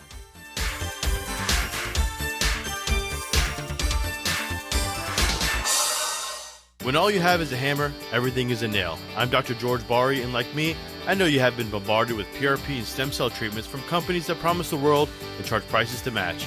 Or the surgeon that convinced you the only way to treat your injuries through surgery. At Bari Orthopedics, we offer the best PRP treatment on the market with prices that won't cost you an arm and a leg. We also have the expertise to treat your injury surgically, if that is what it entails. We can discuss all surgical and non-surgical options with you and make sure you get the best treatment available. Come see me, Dr. George Bari at Bari Orthopedics. Fish are good at hiding. Captain Kevin can help you find them. Oh, yeah, that's a big one. Find more fish on the Ring Power Fishing Forecast Show. Thursday nights at 6. Brought to you by Awaken 180 Weight Loss on 1010XL AM. Hey, folks, you want a new year or you got a new year? You want a new truck? Well, they're kicking off the brand new year with huge discounts at Nimnick Chevrolet. Discounts on that Chevy Silverado 1500. You save up to $10,000 on a new Silverado this month at Nimnick. They've got the largest inventory on the ground, outstanding cash incentives, and the best price guarantee. And with over 200 Silverados in stock, your perfect truck is waiting for you at Nimnick Chevrolet. Plus, well-qualified buyers can get rates as low as 1.9% APR financing. You can shop online 24/7 at nimnickchevy.com or visit the dealership at the corner of Park and Cassett. Now's the time for that new truck. New year, new truck, a Silverado at Nimnick Chevrolet. You want a great ride, you want to head to Nimnick. That's Nimnick, your friends in the car business since 1941. Chevrolet. Together, let's drive. Lauren Brooks here from Mayport C&C Fisheries. Want the freshest seafood in town? From mahi to tuna to scallops to oysters. Mayport C&C Fisheries is in Atlantic Beach. Do what I did. Go enjoy Mayport C&C Fisheries. Prosser here. Have you tried selling your home and it just wouldn't go? Have you thought about selling your home but thought the problems were too much? Let me give you your solution. It's chadandsandy.com. How's this for a promise? All right? This is a promise. Your home sold, guaranteed, or they will buy it. Chad and Sandy have the solution for your problems. In fact, they have the promises. So don't worry about required costly repairs. Nope. Pick your move date. Yes, you can. There are no long-term contracts, and you can cancel at any time. So many satisfied customers out there. How about Lee and Shelley in Deerwood? We heard Chad and Sandy on the radio and called because we needed a miracle. We had to move my mom to assisted living and needed money ASAP to pay for it, but Mom's Condo Association was under litigation, which limited the sale to cash buyers only. Chad and Sandy went to work. They had our money 15 days later. Truly a miracle. Call the agents we trust and recommend. Call Chad and Sandy today at 904-414-6200 or go to chadandsandy.com. Why does everyone seem to hesitate to buy a used car these days? Probably because the warranties stink. Well, we only offer the best cars that can pass our 160-point inspection and qualify for the Beaver Certified program with a 7-year, 100,000-mile warranty. You mean just Chevys and Toyotas, right? Nope, all of them. Nissans? Yep. Fords? That's right. Hondas? You bet. What about all of them? And if you want to see all of them, come see us at Beaver Toyota in St. Augustine or Beaver Chevrolet in Jacksonville. 1010XL is presented by Farah and Farah, exclusive injury law firm of the Jacksonville Jaguars. Protecting you and your family. Call 396-5555. Jacksonville.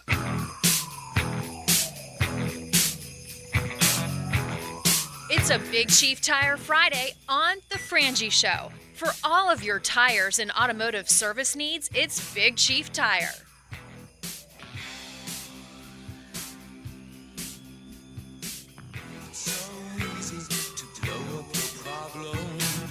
So, I'm going to say something. You tell me I've lost my mind, and I don't care, because I probably have. I don't think Bill Belichick's going to be great at the next stop. I honestly, and he is a phenomenally great coach, the greatest of all time, or certainly among them, probably the greatest of all time, and he deserves credit for every accomplishment he's had. But I can't just say, well, the reason they were 4-13 is because he's not a very good personnel guy. Well, being a good personnel guy is part of being the coach. Even if you're not the GM, you always have say. You're always in the conversations. You're always in the draft room. You have to develop guys. You have to make every head coach has a. Don't ever think for a minute that head coaches have no say in who a team drafts or signs. That's not accurate. Every head coach is involved in the personnel part. That doesn't mean he has the final say. Most don't. But every head coach is very involved in the procurement of players. I don't think Belichick's got it anymore. He was 4-13. He's had losing seasons, 3 of his last 4. He's had 4 years to rebuild the Patriots and hasn't been able to do it. He is 82-98 without Tom Brady. He is 16 games under, and that's not completely fair because that counts games where Brady got hurt, and you're not supposed to be good when your guy got hurt, and I know that. But I don't, and just none of this takes away from how great he has been. And Hays, I know you feel totally differently, and maybe I'm wrong because I think a lot of people feel the way you do. But none of this takes away from his greatness. Don't get me wrong. But if I had a team, he wouldn't be that high on my list of these guys he certainly wouldn't be ahead of Jim Harbaugh for me. I mean, to coach today. He certainly wouldn't be ahead of Mike Vrabel for me, although nobody seems to want Vrabel, so maybe he's not going to get a job. He might be ahead of some of the young guys that have never done it. He probably would be ahead of, even as hot as Ben Johnson and some of those guys. He might be ahead of because he's done it before. But I don't think he's going to be great. Maybe I'm way off the mark. I don't. Would he be ahead of Billy Napier? Yeah. No, I like Napier. I like Napier. I think Napier. Maybe he can go be his lieutenant. No, I'm kidding. You think Belichick's had 2 number 3s on the field at the same time ever in his career? Right. but I would have him ahead if I had a team. Would I hire? I think Ben Johnson's the next young hot guy. But would I hire Ben Johnson ahead of Bill Belichick? Probably not. I mean. So, but I just don't think he's gonna be great. I understand it. Obviously, I remember the end of Shula. And, I was a kid, and Shula was struggled down the stretch. Great example. And there was a lot of talk of, has the game passed him by? And so I certainly understand that. I don't think the game has passed Belichick by. I think they lost the greatest player to ever play, and they struggled to replace him. And I do think a fresh scenery will help Belichick. Pete's right. I mean, it comes down to, are they able to get a quarterback? If it's Desmond Ridder, then Bill Belichick's going to struggle to win more than 8 or 9 games.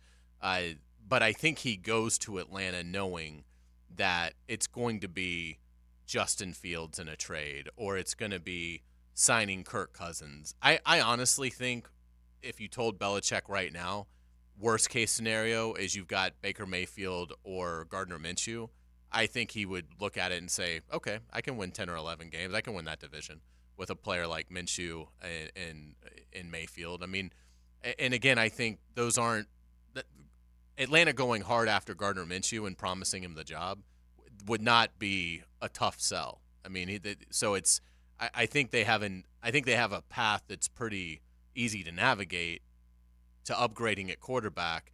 They don't need – I mean, you'd love to have a playmaker, obviously, at quarterback, but really what the Falcons need is they need a guy like Minshew that can just play on schedule and just distribute the ball to where it needs to go with London and Pitts and Bijan and so forth. So I would aim higher. I mean, I would try and get Kirk Cousins. I would offer Kirk Cousins $40 million a year if I was Atlanta, and go from there, because then I think they have the potential to, be right there in the NFC title game and contending there. But I think it's going to work out for them. I think they're going to fix quarterback, and with the weapons Atlanta has, and defensively they're not that far off. And I do think he'll upgrade that unit.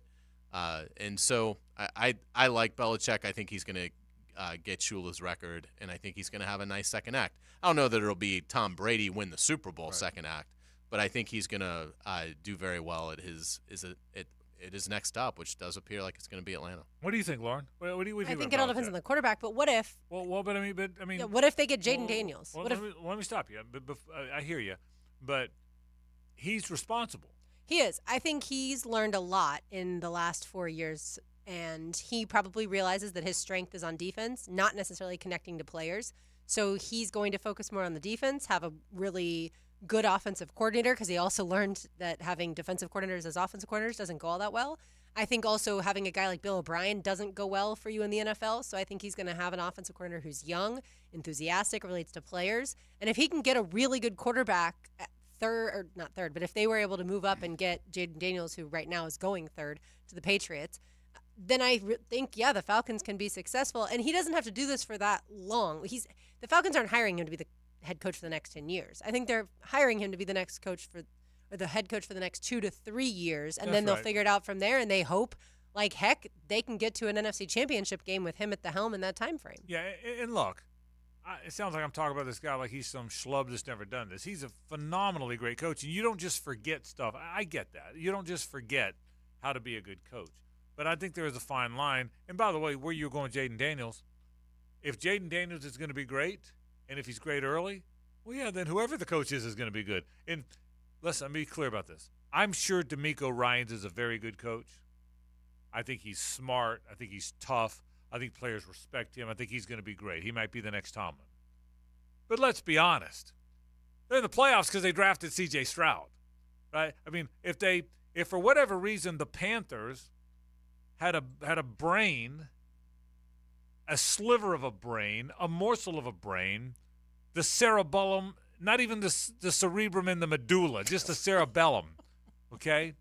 And they drafted C.J. Stroud. All of a sudden, I'm not sure DeMeco Ryans is a great coach, right? Yeah. I know it's absolutely the truth. It is amazing looking at the Patriot offensive numbers from this past season.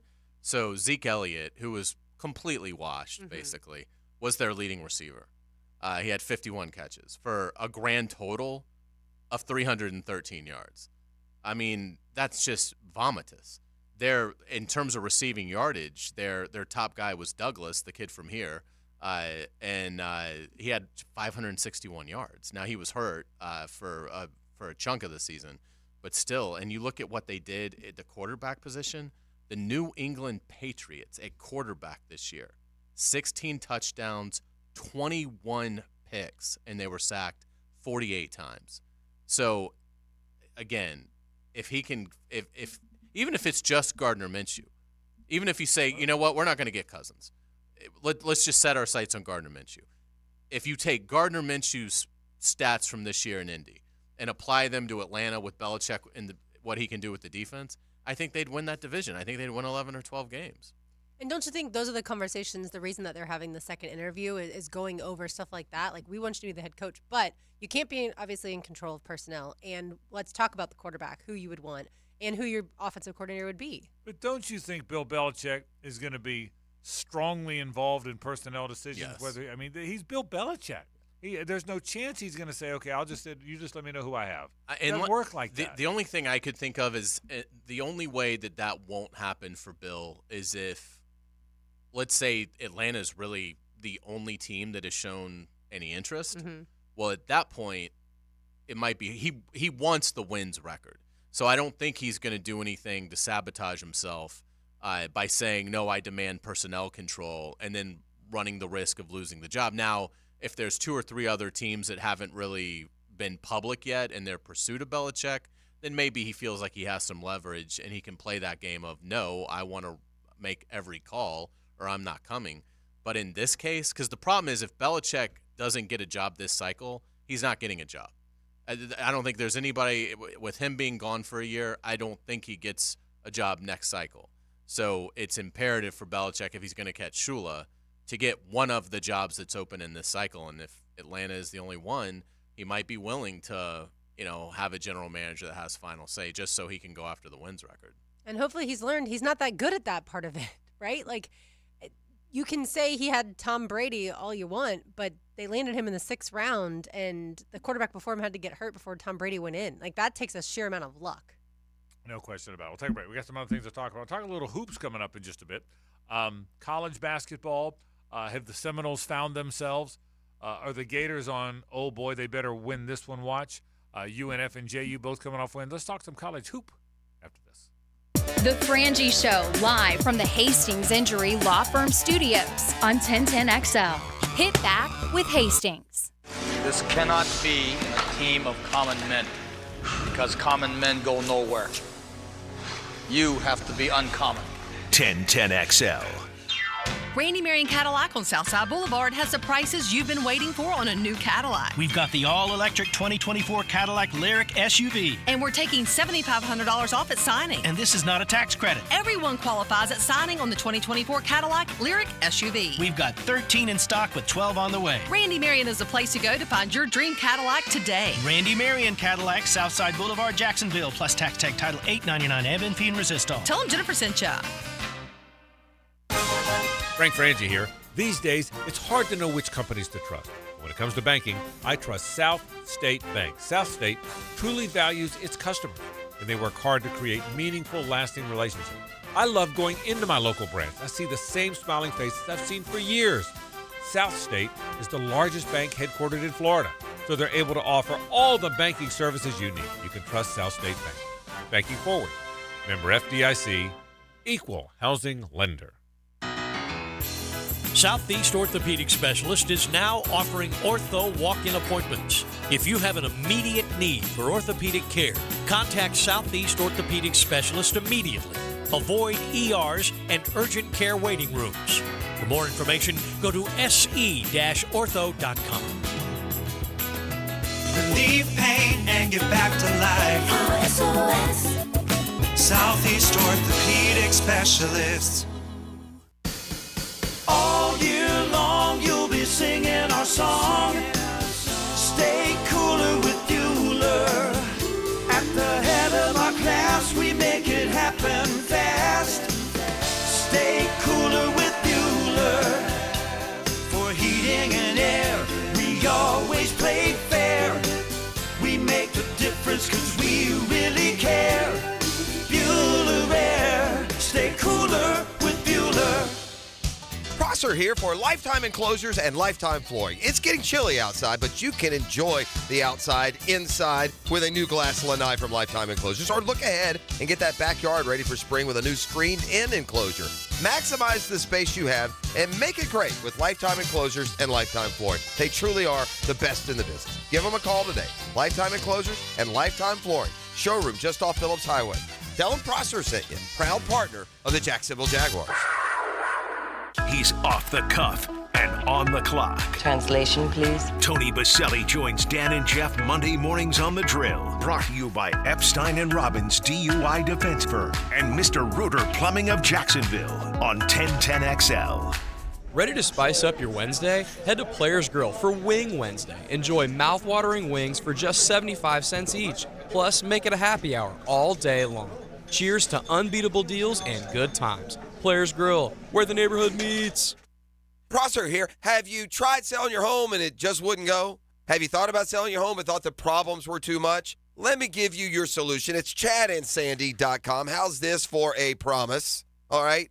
This is a promise. Your home sold, guaranteed, or they will buy it. Chad and Sandy have the solution for your problems. In fact, they have the promises. So don't worry about required costly repairs. Nope. Pick your move date. Yes, you can. There are no long-term contracts, and you can cancel at any time. So many satisfied customers out there. How about Lee and Shelley in Deerwood? We heard Chad and Sandy on the radio and called because we needed a miracle. We had to move my mom to assisted living and needed money ASAP to pay for it, but Mom's Condo Association was under litigation, which limited the sale to cash buyers only.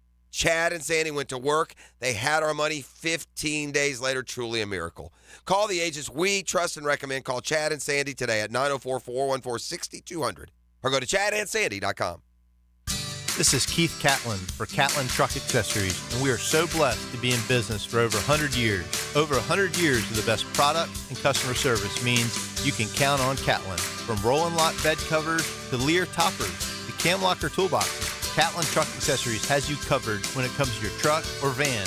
We do those too. Got a fleet of vehicles? We can outfit them all. Who can you count on? Count on Catlin. One name, one location, 100 years. You can count on Catlin.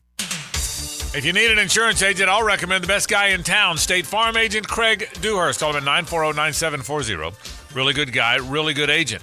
Life insurance, homeowners, automotive, you name it, he'll handle it for you. Tell him what you need. He'll assess your whole situation. What kind of coverage do you need? How much coverage? What should your deductible be? What do you make and how does it fit your cost and your rates? You will love dealing with Craig. What a nice guy he is and how he'll help you get the right answers. The best in the business. Craig Dewhurst from State Farm, 940-9740. Come buy a boat at the Jacksonville Boat Show, January 26th, 27th, and 28th at the Prime Osborne Convention Center. See the latest models, browse accessories, and much more. Presented by ViStar Credit Union. Tickets at boatjacks.com. Buy a boat. Now that's what I call high quality H2O.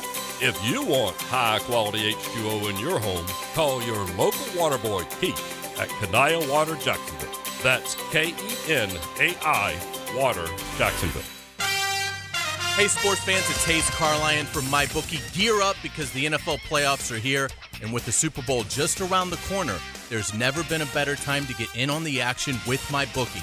Score big with exclusive boosted odds and huge prize contests that'll have you feeling the Super Bowl fever before it even hits. Whether you're a seasoned pro or ready to roll for the first time, MyBookie is your ticket to turning your sports knowledge into cold, hard cash. MyBookie has the largest online lineup of odds, contests, and Vegas-style casino games, making it your ultimate destination for all types of fun, 24/7, right at your fingertips. If you've been waiting for the right time to get in on the action, make your winning move today and sign up at MyBookie. Use promo code 1010XL to claim your deposit up to $1,000. 1010XL for an opportunity to boost your betting power. Experience the thrill of sports betting right from the comfort of your home, because with MyBookie, you can bet anything, anytime, anywhere. In 1956, Elvis Presley, Carl Perkins, Jerry Lee Lewis, and Johnny Cash got together for a very impromptu recording session at Sun Studios in Memphis. 25 years later, the recording was released to the public, dubbed the $1 Million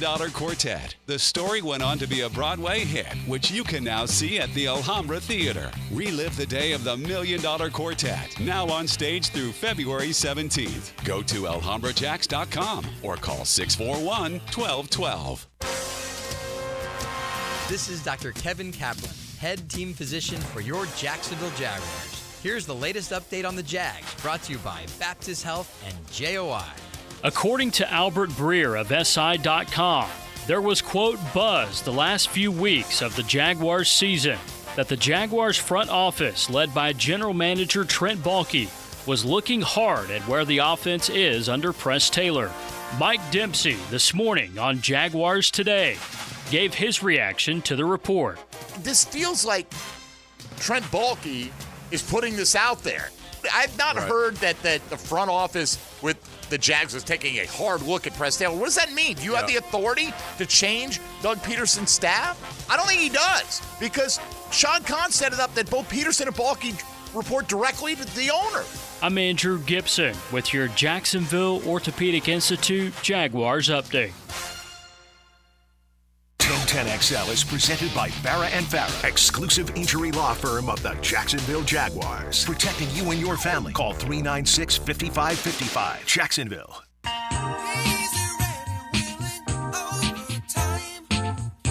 Now back to a Big Chief Tire Friday on The Frangie Show. Big Chief Tire. Visit BigChiefService.com.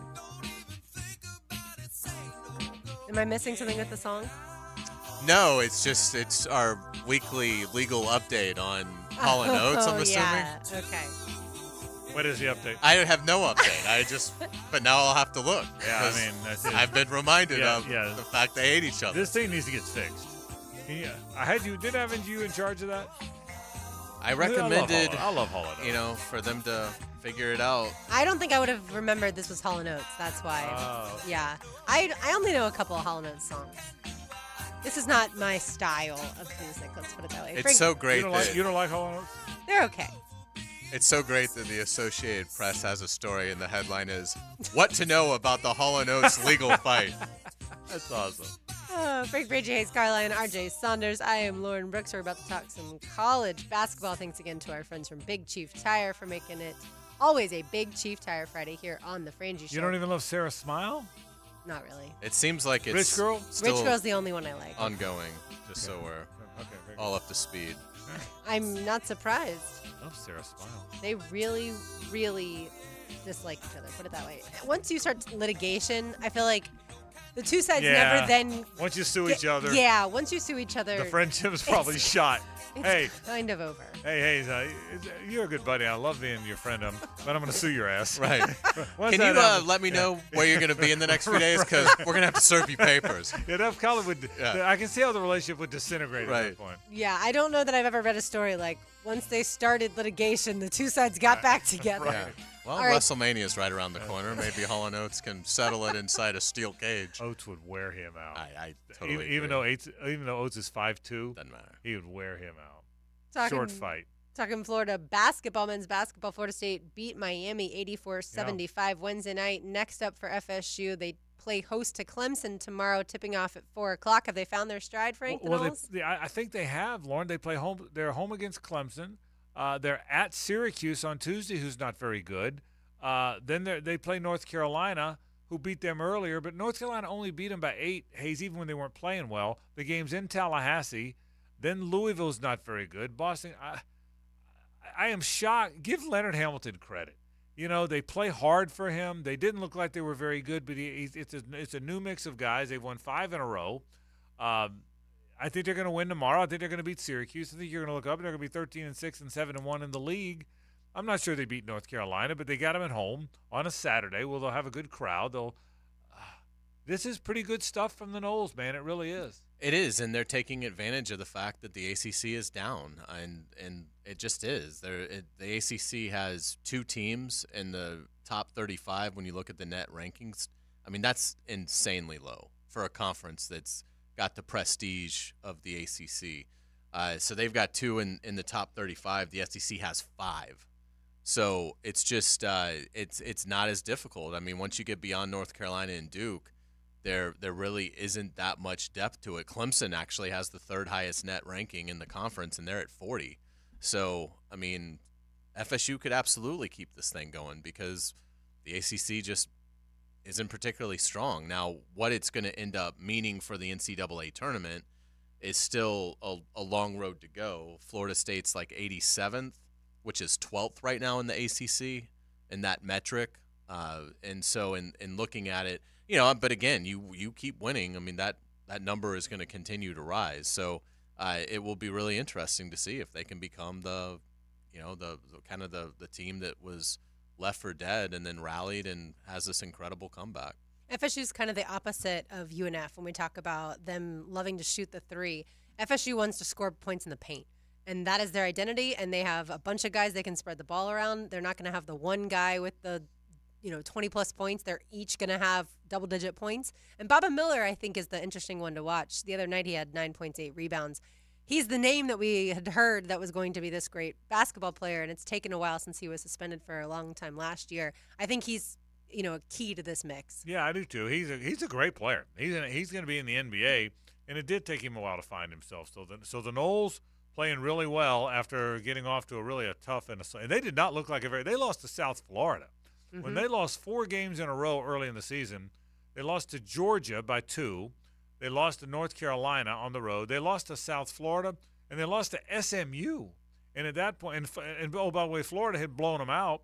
At that point, it didn't look like they were going to be very good. But, they lost to Lipscomb. The thing that's really hurting them in terms of this metric is what you're talking about. They're 3-3 in games against quad 3 opponents, and again, there's only 4 quads. So 4 is obviously the Cupcakes, and FSU was 3-0 against the Cupcakes. Quad 3 are teams that are very poor at the Division I level, and they were 3-3 in those games. Now they're better. They're 3-1 in quad 2 games, and they're 2-2 in quad 1 games. So again, it's just going to be, can they do enough to shake off that hideous 3 losses in quad 3 games that again could doom them if the committee does view the November games with as much weight as they view the January, February, March games, which it seems like the committee it can be inconsistent on that. I know they always say that they try to measure it equally, but again, in a case like FSU's, if they do get hot here and they finish like 3rd in conference, how do you not put them into the tournament? If you finish 3rd in the ACC, no matter how many quad 3 losses they had in the non-conference aspect. Meanwhile, the Gators are 11-6 also. Same overall record, but they're only 1-3 in the league. Now they play in a really good league, and again, I'll defend the Gators in this. Their first 4 conference games: Kentucky, who's ranked 6th, at Ole Miss, who's ranked, home against Arkansas, and then at Tennessee, who's ranked 8th, I think it is. So, I mean, you play 2 top 10 teams.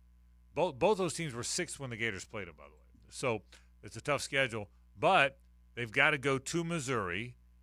This is a gigantic game for them. If you want to be a tournament team, it's hard to start 1-4, man.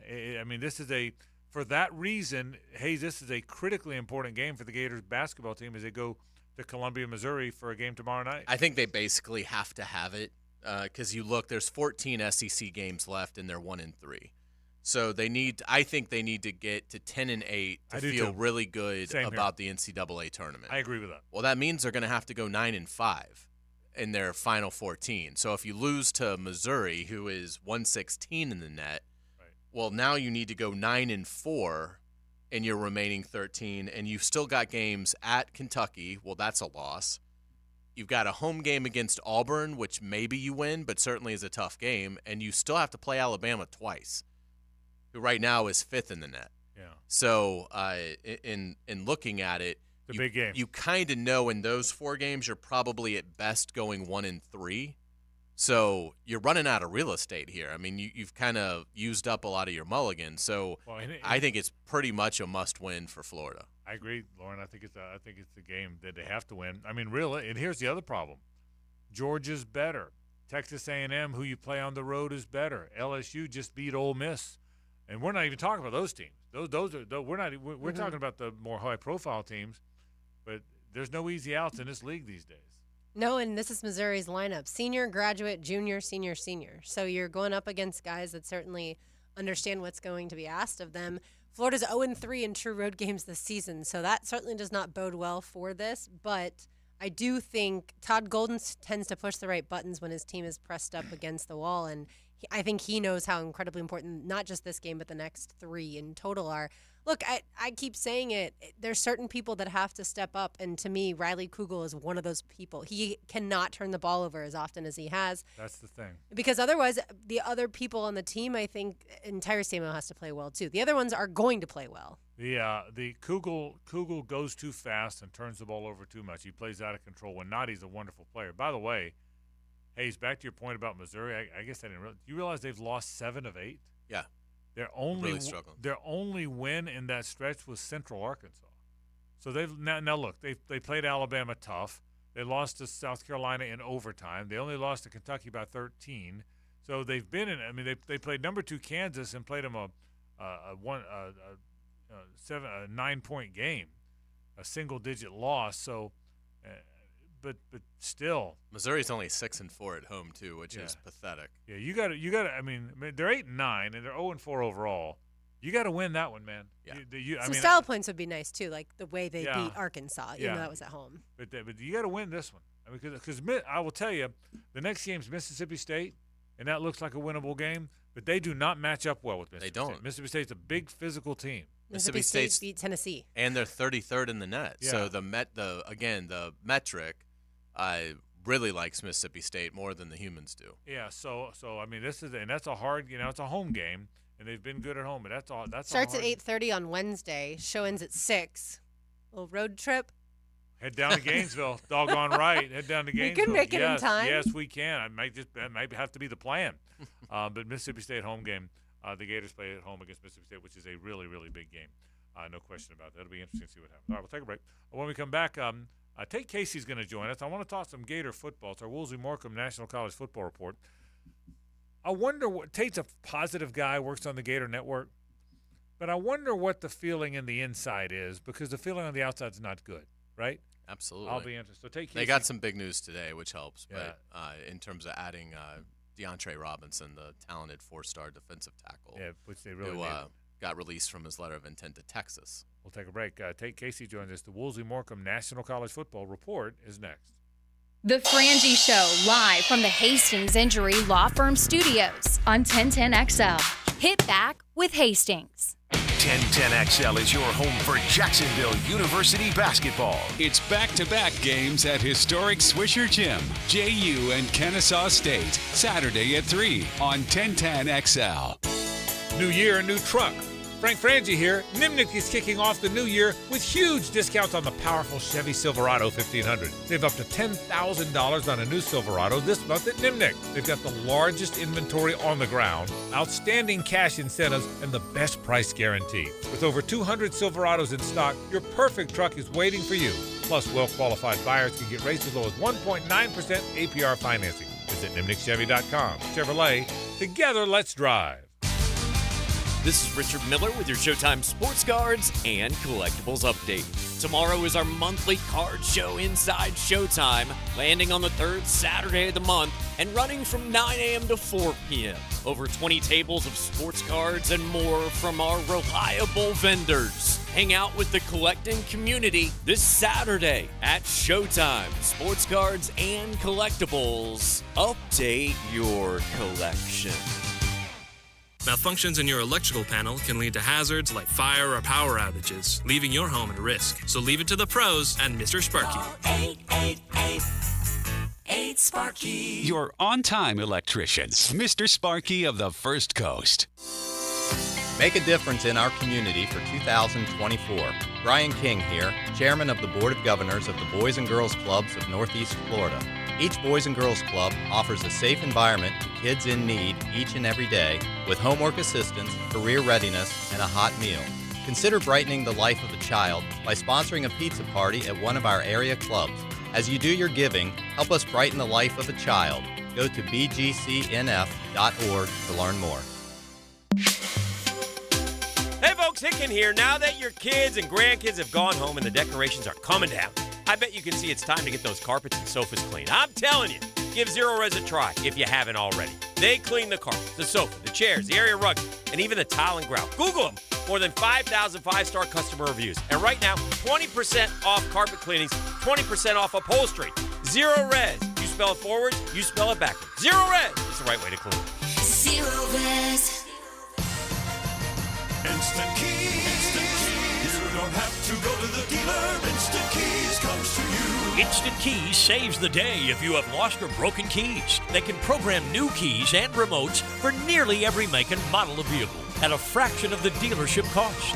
Fast, honest, and reliable locksmith service. Call 722-1111. Instant Keys. Instant Keys. You don't have to go to the dealer. Instant Keys comes to you. Home of the Jaguars. WJXL AM Jacksonville Beach. WJXL FM Jacksonville Beach.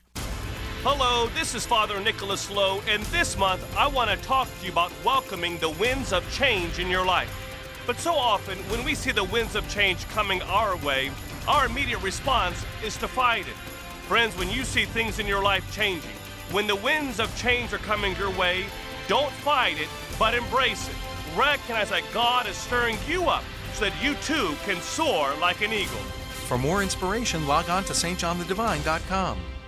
Certainly facing challenging economic times. I can't speak for all of us, but for me, comforting to know my money is in good hands with ITP Partners. Ticket here for ITP Partners. Jacksonville guys taking care of my Jacksonville money. I'll admit it, I don't understand a ton about the economy. Higher interest rates, 401ks, but I do know as I move closer to retirement, I continue to watch my money grow. Thanks to Chris Bryan, Jeff Hartman, Reagan Wright, Dan Abel, and Reed Wingate. Get in the game, guys. ITP Partners, always there to help. For more info, Chris at ITPPartners.com or call 904-312-9751. Here's Ben and John Lupo, owners of Beard's Diamonds. It's funny, my dad has sold people engagement rings, and now I'm selling their kids engagement rings and anniversary gifts and birthday gifts. We're blessed with the relationships we've built over the years. Check out our full inventory at beardsdiamonds.com. Beard's Diamonds in the St. John's Town Center. Hey, sports fans, it's Hays Carlyon from MyBookie. Gear up because the NFL playoffs are here, and with the Super Bowl just around the corner, there's never been a better time to get in on the action with MyBookie.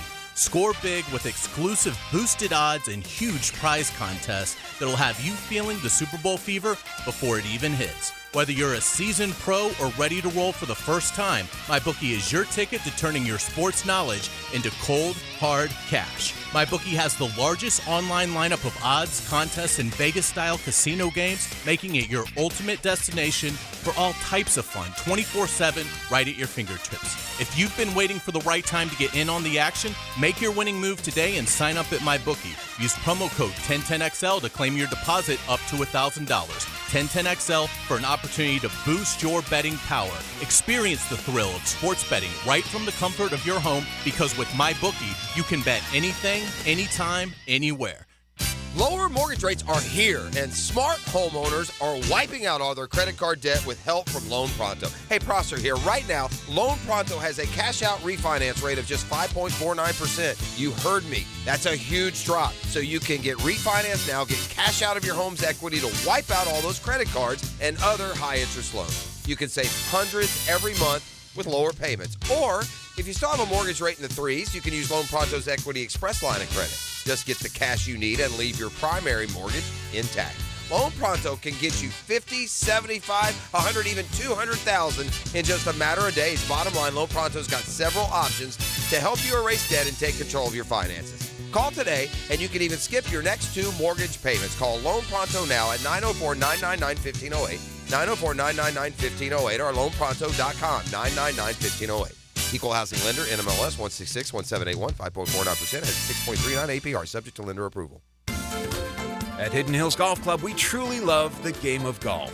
We invite you to book your next tee time here and enjoy a golfing experience that you might not find at other public facilities. Visit us at hiddenhillsgc.com.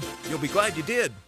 This is your Southeast Orthopedic Specialist local sports update. I'm Andrew Gibson for 1010XL. This update brought to you by Fenwick Home Services. The divisional round of the NFL playoffs kicks off tomorrow afternoon in Baltimore when the Ravens host the Texans at 4:30 on ESPN. Tomorrow night, the 49ers host the Packers at 8:15 on Fox. On Sunday, the Lions host the Buccaneers at 3 o'clock on NBC. Sunday night, the Bills host Patrick Mahomes and the Chiefs at 6:30 on CBS. I'm excited for it because, it's one of the best environments in football, and you want to do that when you grow up watching these games, is play in the best environments and see what it's like. It's right now 63 degrees at 5 o'clock. Time and temp brought to you by Bueller Air Conditioning. Stay cooler with Bueller. 1010XL is presented by Farah & Farah, exclusive injury law firm of the Jacksonville Jaguars. Protecting you and your family. Call 396-5555. Jacksonville. Let's ring up another guest on the All-Pro Roofing phone line. It's the National College Football Report, brought to you by the law firm of Woolsey Morecambe on The Frangie Show. Hi, welcome back to the program. Frank Frangie along with Hays Carlyon. Tate Casey does a fantastic job on that Gator radio network, working the sidelines, kind enough to join us now for a little bit. Tate, how are you, man? Good to talk to you. I'm doing good, man. How are you doing, Frank? We are doing great. Hey, let me ask you that we talk about this all the time. From the outside looking in, the sky's been falling for Florida forever. They didn't make a bowl. The recruiting class tumbled. You're on the inside, not just as a broadcaster, but you know that program and have for the longest time. What is the feeling inside those walls, Tate? Is it not as bad in those walls or inside those walls as people seem to make it feel like it is outside? it's kind of funny because as soon as you try and get a pulse on college football these days, whether you're close to a program or not, and from far away, it just seems like everything's in disarray and chaos. Yeah. I think that it's ever evolving, and I think that being able to adapt is going to be what makes or breaks the program in the next 5 to 10 years until something gets roped in and regulated with the NIL and the transfer portal. You're kind of playing the free agency game, and as much as fans don't want to see that, some fans like the tradition of college football. I got a feeling it's here to stay. I think to me, though, Frank, when I look at Florida, the product on the field, it's not a lack of talent, right? It's really the talentless issues or the no talent issues that have cost Florida a lot in the last 2 years and really 3 years. When you look back to Mullins last year, the culture, I think the weight room culture, and really interested to see with the new hire and the strength and conditioning program how that phases out into the spring, into the summer, into two-a-days, and then into the season, because championships are won in January, February, March, and I think that Florida's really, really going to be putting in the effort right now. Hey, Tate, it's Hays Carlyon. Thanks so much for joining us. How do you think as we get into spring practice and then later this fall, how do you think Billy Napier will handle Graham Mertz and DJ Lagway in terms of snaps? Well, it's interesting because when you look at Graham Mertz, he's a bona fide starter. He's somebody who's given your program a much-needed boost from a quarterback standpoint. Unfortunately, we haven't seen it on the defensive side of the football really since 2019 of what you'd expect out of University of Florida in regards to how you win championships and what gets you to Atlanta. And so for me, I'm interested to see. I think it's got a lot of that, Chris Leak, Tim Tebow vibe to it. When you've got a guy coming out of high school who is a really, really good player. He's almost everything he's hyped up to be. But you've also got a guy who's put a lot of work in, who's a true student of the game. And I think somebody who truly cares, about the University of Florida and moving the needle for this football team. So, I love Graham's competitive spirit. I think he does a lot of things really, really well. And I think that there's a lot of things that a guy like DJ Lagway can learn from a vet like that who's had a ton of starts under his belt. I mean, I think you move into this next season, he's going to be probably in the ballpark of 40 to 43 starts, somewhere in there in college. So he's one of those guys that you can learn a lot from just in how he conducts himself and teaching you the ropes of how to become a student of the game. But I also think you've got a guy like DJ Lagway that's got a chance to come in and ignite a team in a couple of different ways. And the good news is you've got two guys you can rely on. I'm anxious to see what that iron sharpens iron mentality looks like, not only at the quarterback position, but in a number of different key position groups. Tate Casey with us from the Gator Radio Network on the Woolsey Morecambe National College Football Report. Frank Frangie, Hays Carlyon with you. Tate, Billy Napier, you see him all the time. You interview him.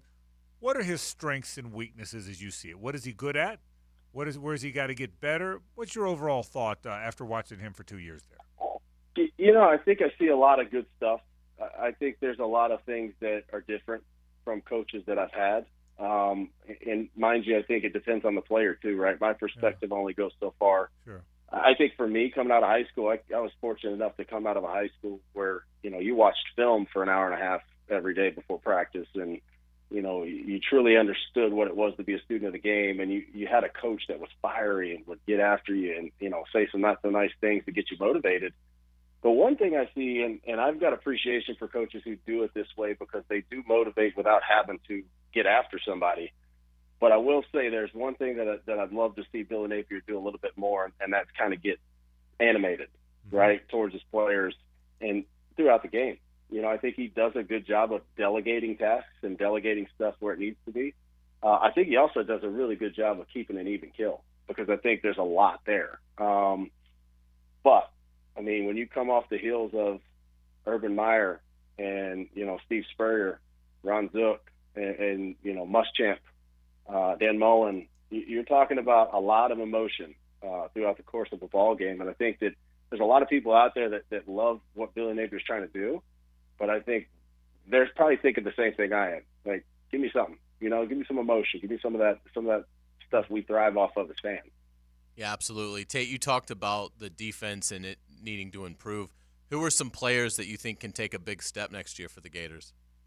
I thought Emmanuel Allen had a chance to really solidify himself as a Gator great and be one of those guys that could capitalize on another year in where he was trying to go. I think the transfer portal, unfortunately, has created a monster where you get guys that have a good year one place, and then it's easy to get lured away for all the wrong reasons sometimes. But, I look at it, I think Cam Carroll, I think that running back room, you talk about Trey Webb, Cam Carroll, Montrell Johnson, that's a three-headed monster, in my opinion, and he only added to it. I know the loss of ETN was a big one, but at the same time, I thought they did a really good job of replacing what needed to be replaced. I think Cam Jackson and those guys on the defensive line have a chance to really, really come out this year.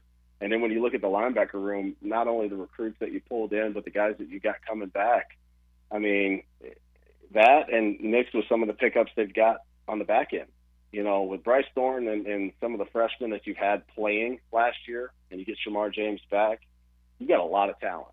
And you mix that with Jason Marshall, a guy who probably has underperformed the last 2 years, deciding to come back. And I think that is a decision that's the smartest for his future, and what he's trying to accomplish. He's got a lot to prove. And, man, if number 3 is not playing with a chip on his shoulder this year, I'd be very surprised. Hey, you talked about, obviously, some stars, a very good running back room. Are there enough weapons outside? Trey Wilson's very good. But is there enough to go with him? We heard a lot about Aiden Mizell. Didn't really see him play very much last year. Is there Andy Jean, too? Is there enough outside other than Trey Wilson? Yeah, I think there is. Now, the one caveat to that is you got to grow up. Yeah. And it's easy to look at a team and believe me, coming from a 7-5 Zook team in 2004 to a first-year Urban Meyer team in 2005, it really wasn't, like I said, it was a no-talent issue, a lot of it. All right, we had high expectations, but we were low on performance. And I think for us as a team, we had to grow up. And a lot of that was ironed out in the offseason, a lot of that with mat drills and stadiums and all the other stuff. But it was the mentality, it was the mental toughness, it was all the things that we were lacking in a discipline standpoint that really hurt us as a team. And I think for me personally, if I'm ever talking to guys that maybe didn't play as much as they wanted to, but they've got all the talent in the world, eventually it's easy to hit the easy button on pointing the finger at a coach. And I've said this for 2 years. I think half of Florida's issues can be solved by players taking a hard look in the mirror. I think this day and age, athletes have a habit of not getting their way and just copping out and hitting the transfer portal or, pointing a finger at the coaching staff or something like that. At some point, you got to man up. And, I'm hoping that Aiden Mizell and Andy Jean and some of these young receivers really take a look at Trey Wilson and what he was able to accomplish last year and realize that there's a lot of opportunity to be that guy because one guy's not going to get it done. And you look at, you lost last year your number one receiver the last 2 years. That was a transfer that came in. And, number one did a heck of a lot of stuff at Florida in the last 2 years to try and help that team win. You've got to have somebody step up. So I look at that, and you combine that with Hayden Hansen and some of the tight end room right now. I mean, they've got a chance to be really, really good on offense and efficient. And a lot of that is just the no-talent issues and, understanding the assignments, doing the right things, making sure you're doing your job. Yeah, absolutely. Tate, how do you see the offensive line coming together? Well, I'll tell you, the offensive line, I thought last year, they were really, and Steve Adazio used to say it all the time, but the difference between being ordinary and extraordinary is a very, very slim margin. And I think that you've got to have belief. Right, you've got to have guys that not only believe in what the coaches are telling, but you got to find a way to believe in yourself. And I know they're really that close last year, but it only takes shuffling a couple pieces around, and you've got some monsters on the offensive line. And that all goes back to me to the off-season program. Are they doing the right things in class? Are you doing the right things in the weight room? Are you taking care of your nutrition? Are you taking care of your body? That way when you get in season, have you repped it enough in the off-season to where everything comes fast, right? You're not thinking until you can play faster. You're not missing assignments.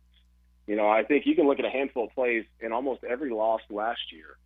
You can go back and watch about 5 to 10 plays on film that could have been the difference in a big game, right? Could have been a difference in that overtime win in Missouri, right, on defense, a missed assignment here, a missed assignment there. Could have been a difference of, a 5-yard gain or a 3-yard loss from being a touchdown. And so there's always, and that's true in everything, right? That's not just Florida. I mean, there's a handful of teams that see that on film too, but I think it's for our guys, and sometimes our mentality is not necessarily where it needs to be. That's the mentality you got to get to. And I think the off-season program, the mental toughness, and really getting yourself prepared throughout the week and the two-a-days, that's where that's really going to come to tell us what Florida is this next year, is how much we've matured. Tate, final question.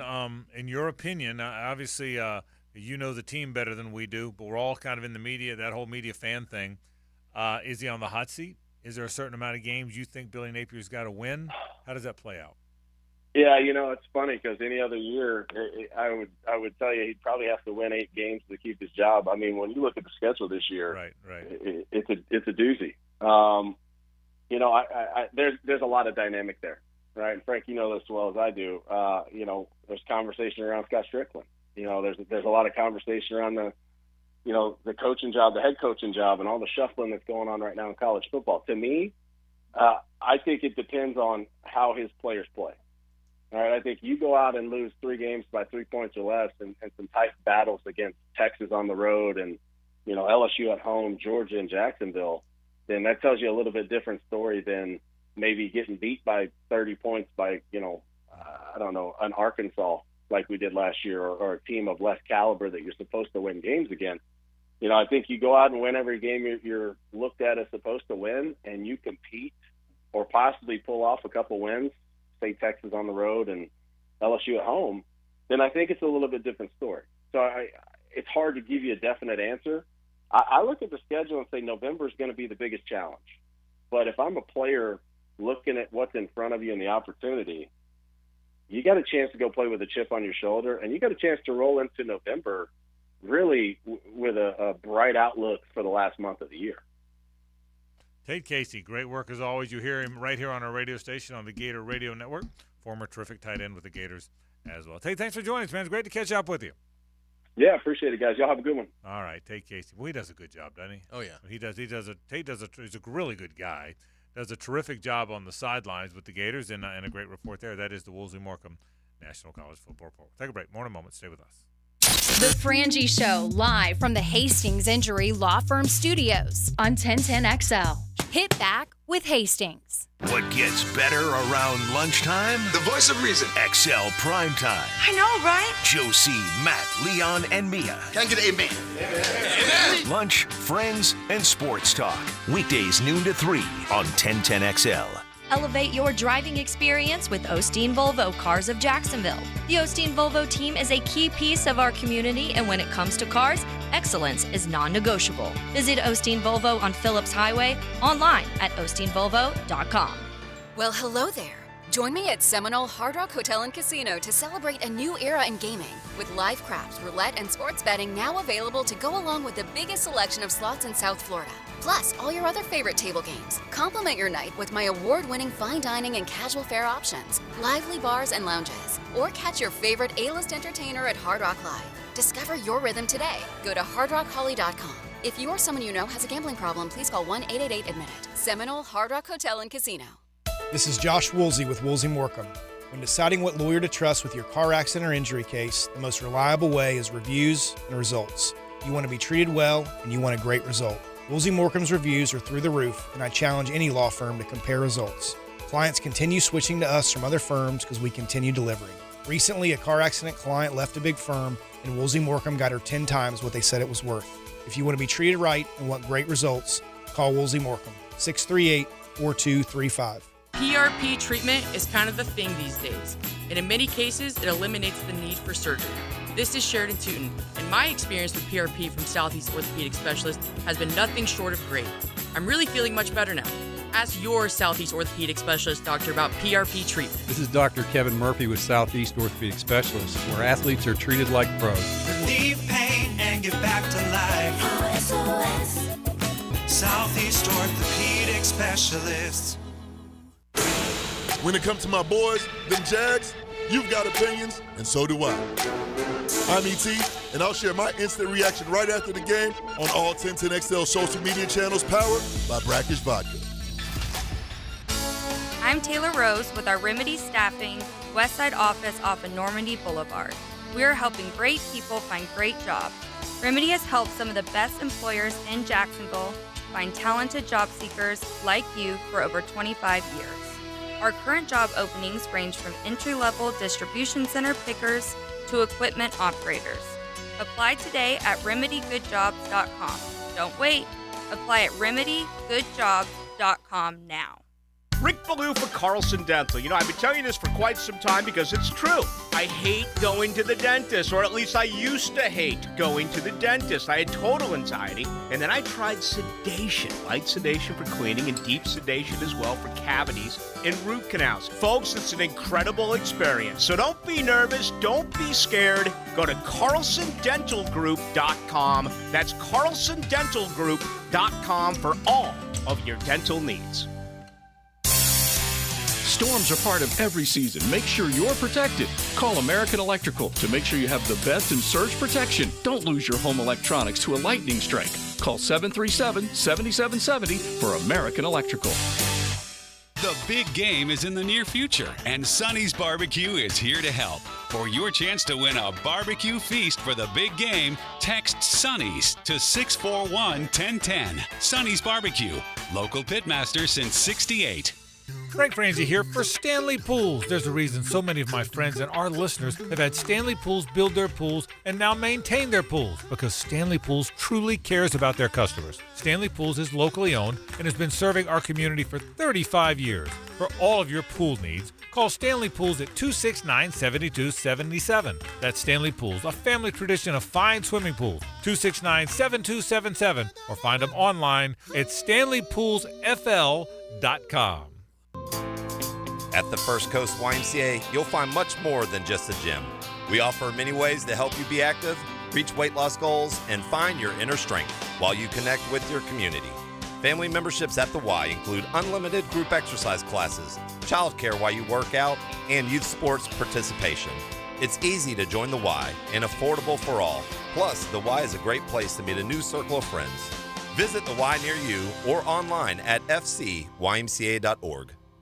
Lower mortgage rates are here, and smart homeowners are wiping out all their credit card debt with help from Loan Pronto. Hey, Prosser here. Right now, Loan Pronto has a cash-out refinance rate of just 5.49%. You heard me. That's a huge drop. So you can get refinanced now, get cash out of your home's equity to wipe out all those credit cards and other high-interest loans. You can save hundreds every month with lower payments. Or, if you still have a mortgage rate in the threes, you can use Loan Pronto's Equity Express line of credit. Just get the cash you need and leave your primary mortgage intact.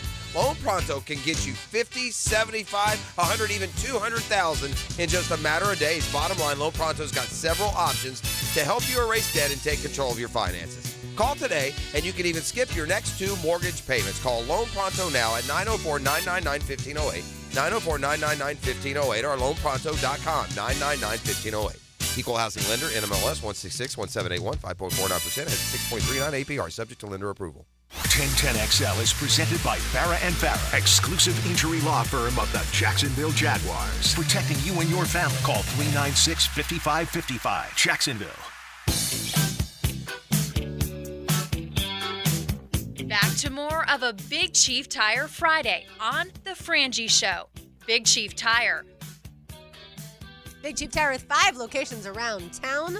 If you need tires, do what I did. Go to Big Chief Tire. You can visit them online, bigchiefservice.com. According to Matt Baker of the Tampa Bay Times, gentlemen, some not great news for the University of Florida football team. It is under NCAA investigation. The investigation, again, according to Matt Baker of the Tampa Bay Times, has been underway since at least the summer. That's about all we know, but certainly that is not good news. Well, and right now when you hear something like that, the range is eternity. It could be a grad assistant gave a prospect a 5-minute ride to the restaurant, and the result is going to be the grad assistant gets suspended for a day. it also could be a major violation of recruiting violation. Nobody gets TV anymore or postseason anymore. But, Hays, it could be something. If it's something major, you get walloped with scholarships, and a school that's already struggling to come forward is in some trouble. The good thing about probation now is they don't wallop you where it hurts like they used to. They used to wallop you with TV in postseason. I don't think we're headed for something like that. But it's the last thing Billy Napier needs when things already haven't gone well. Yeah, I've got to think this is related to Jaden Rashada. That thing was just so ugly in public. And the timing would fit, wouldn't it? Yeah, that it makes sense that the NCAA would look into that and be like, what really happened here? Why did this student athlete believe he was getting $16 million? And, how did that come about? And was that done above board, which, obviously there's a chance it was not. And so, yeah, we'll see. I mean, again, that thing was ugly. It's been about a year. It to me, it's almost has to be around that. And then it's just a question of, what ends up happening and what does, Florida what does Florida offer in the cooperation aspect of it? And, what can the NCAA prove? And so, I mean, it is interesting. If it's severe, then I think it's probably curtains for Billy Napier, but it also could be that they don't end up really finding anything. The article doesn't really give you any sort of slant as to the context of how serious it is and where it's going. Again, the NCAA might have open investigations on 30 schools. You don't know. We obviously do know that they went hard after Florida State a couple weeks ago, and so we'll see. Is Florida the next school? It seems kind of odd that it would be Florida State and then Florida, but we'll see where it goes. The interesting thing, if you read the story in the Tampa Bay Times, the notice was said in June. Nobody heard about it. The Tampa Bay Times asked for, I guess through the Freedom of Information Act, to see the letter in October. So it's not like it was new to them. The Times has been working the story since at the very least October. But that request was denied initially. Right, and so the lawyers got involved, and finally, only today. Think about this: the letter went out in June. October is when they finally asked for it, and it took January to get it. So who knows what's going on there? Yeah, I mean, it doesn't surprise me that the NCAA is looking at the landscape of college football and saying this NIL stuff is not what it was intended for. But what surprises me is that we're not having more of the tampering come to light. Like, there's so many schools that have pointedly said about other schools, we know our student athletes are being tampered with. And that, to me, seems to be the worst offense of all of these. Like, before a student athlete goes in the transfer portal, he's getting information and money offered from another school. That should never happen. That, to me, is something that I wish we could kind of eradicate from the sport. Meanwhile, it could ruin a good day because finally, and I don't follow recruiting closely, but finally in this transfer recruiting world, some good news for the Gators, right, Hays? Yeah, they actually got a player that just signed with Texas, was asked to be released from his letter of intent, defensive tackle DeAndre Robinson, who is from Orlando. He's a four-star prospect. Some services have him inside the top 100 in the nation, but he's a consensus four-star prospect. And obviously that's a big position in need. We've talked about Florida needing to get much better in the trenches. So this does that. It does move Florida up to 15th on the 24/7 sports team rankings. So interesting to see what happens there. I know Florida believes that they have a great chance at Jameer Grimsley, who's transferring that would be a big one. From Alabama. So, so we'll see where it goes. It's just amazing that here we have these prospects that just signed literally not even a month ago, and they're on the move. Now, the Alabama kids, you understand, they signed thinking Nick Saban's going to be my coach. He retires. But, I mean, Alabama's really dealing with it. We talked about it yesterday or the day before, and since either late last night or early this morning, I think it was late last night, their five-star quarterback signee, Julian Sayin, announced that he's going to go into the portal because he wanted to play for Nick Saban. I tell you what now. The great thing of having Nick Saban is having Nick Saban. The bad thing about losing Nick Saban is, you lost Nick Saban. This has been in mass exodus, the likes of which you never see. Yeah. It's a very unusual paradigm here that all of a sudden all these guys are bailing. Because we've never seen a coach like Saban. That's right. And so, therefore, all the top players he was able to get, now with the transfer portal the way that it is, I'm not surprised that they're leaving. I don't think it says anything about Kalen DeBoer. I think it just says that they wanted to play for Saban, and now they're looking to play for someone else. Well, two things. Number one, when they went out and replaced Saban, they didn't go get a Saban guy. They didn't promote. They didn't get someone who knew the recruits. They brought a different guy, a very good coach, but from a different part of the country, who was not going to have a connection to any of these recruits, or even existing players. I am surprised the exodus has been this extreme, aren't you? From Alabama. I mean, I am. You lose some players when a coach changed, but this thing has been extreme. I mean, it's Alabama. It is, but I understand it. It's it's like that Seinfeld episode where the women think they're going to go see Bette Midler in the play, and they find out that it's the understudy. Well, that's sort of what this is with Nick Saban and Caleb DeBoer. I mean, it's if you're a player that just signed with Alabama, you feel like now you're getting. I get DeBoer wasn't an in-house hire, but you feel like you're getting kind of the understudy, not the headliner that you signed up for.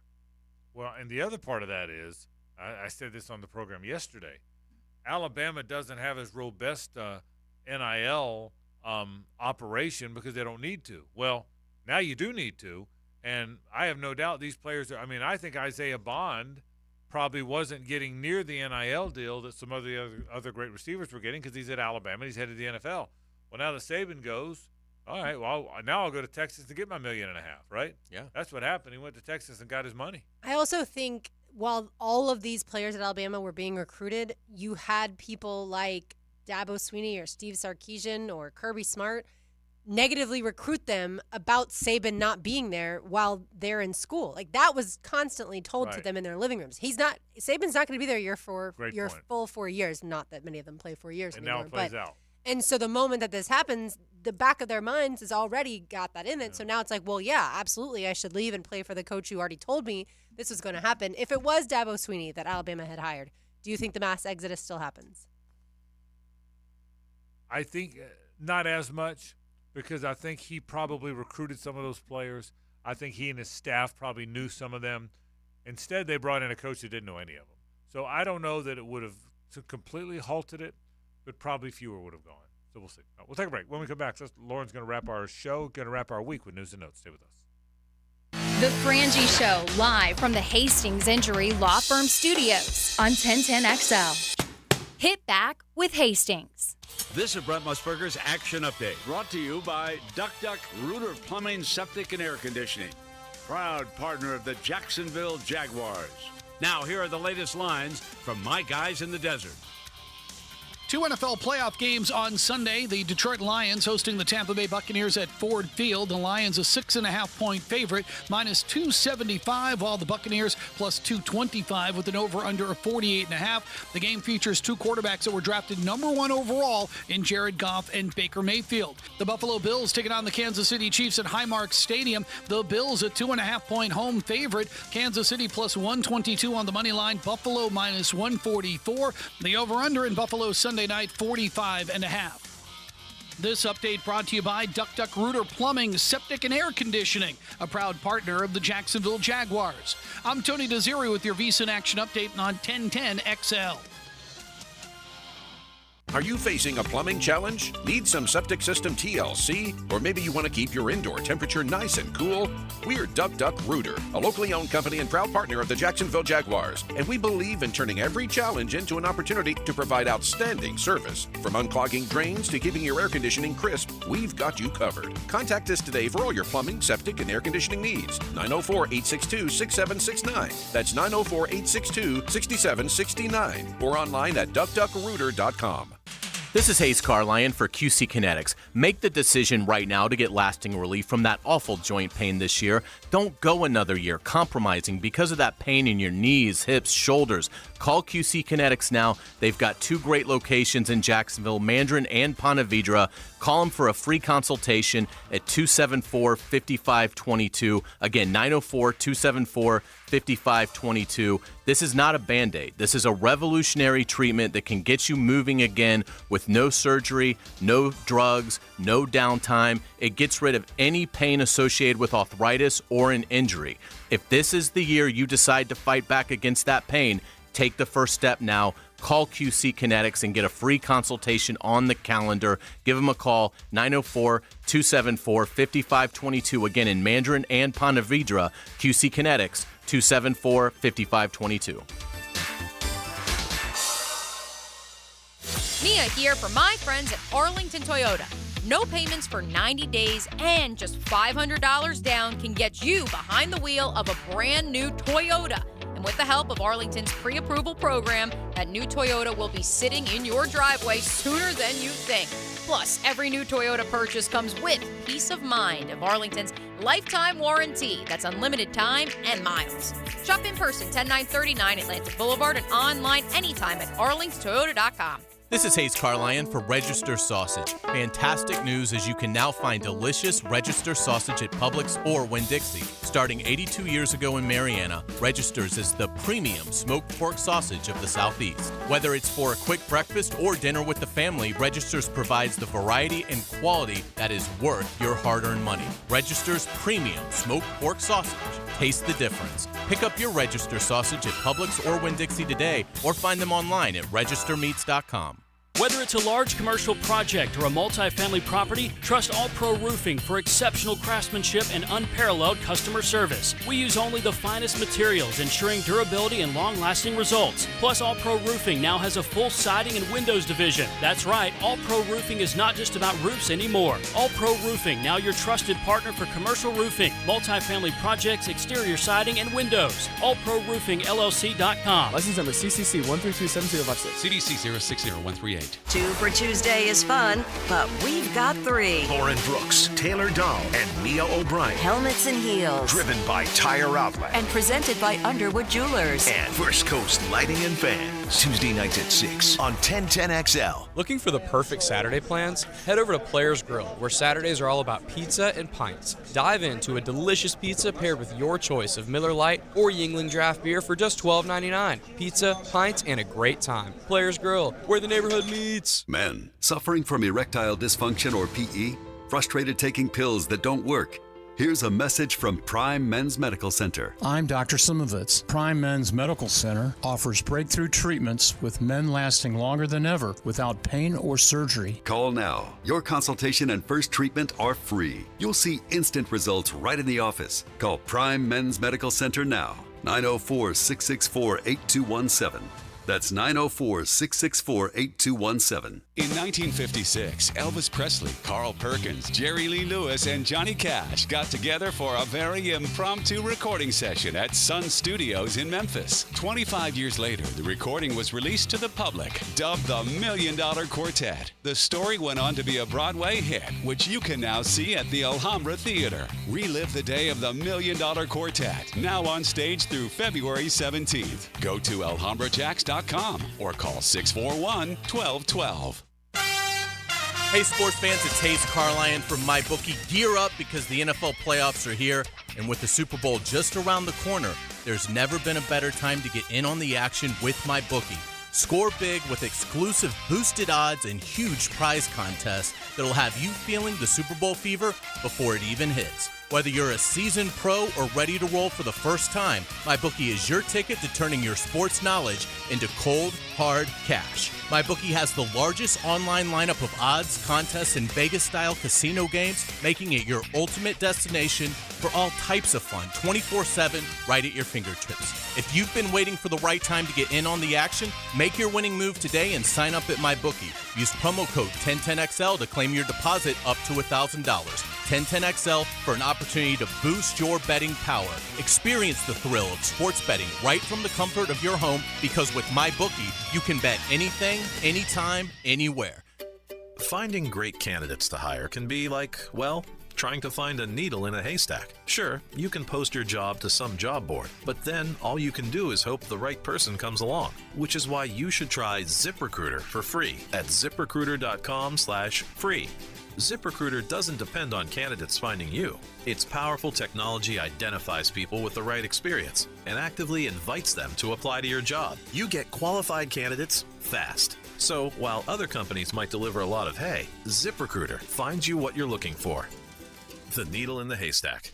4 out of 5 employers who post a job on ZipRecruiter get a quality candidate through the site within the first day. ZipRecruiter, the smartest way to hire. And right now, you can try ZipRecruiter for free. That's right, free. Just go to this exclusive web address, ZipRecruiter.com/free. That's ZipRecruiter.com/free. ZipRecruiter.com/free. This is Dr. Steve Crenshaw, Assistant Team Physician for your Jacksonville Jaguars. Here's the latest update on the Jaguars, brought to you by Baptist Health and JOI. Pete Prisco of CBS Sports was a guest this afternoon of the Frangie Show. Who does Prisco think the Jaguars should hire as their next defensive coordinator? I think Wink Martindale's really good. Don't get me wrong, he rubs some people the wrong way. He's an abrasive guy, and he can be a pain in the butt for players and even guys on his staff. But he's a really good coordinator. And I think that's the way you need to play nowadays. I think you have to be aggressive. You have to go after the quarterback. You have to be an attack defense, dictate tempo, change up how you do things. And so I think he'd be really good. Pete Prisco from CBS Sports this afternoon on The Frangie Show. Stay tuned for more on 1010XL.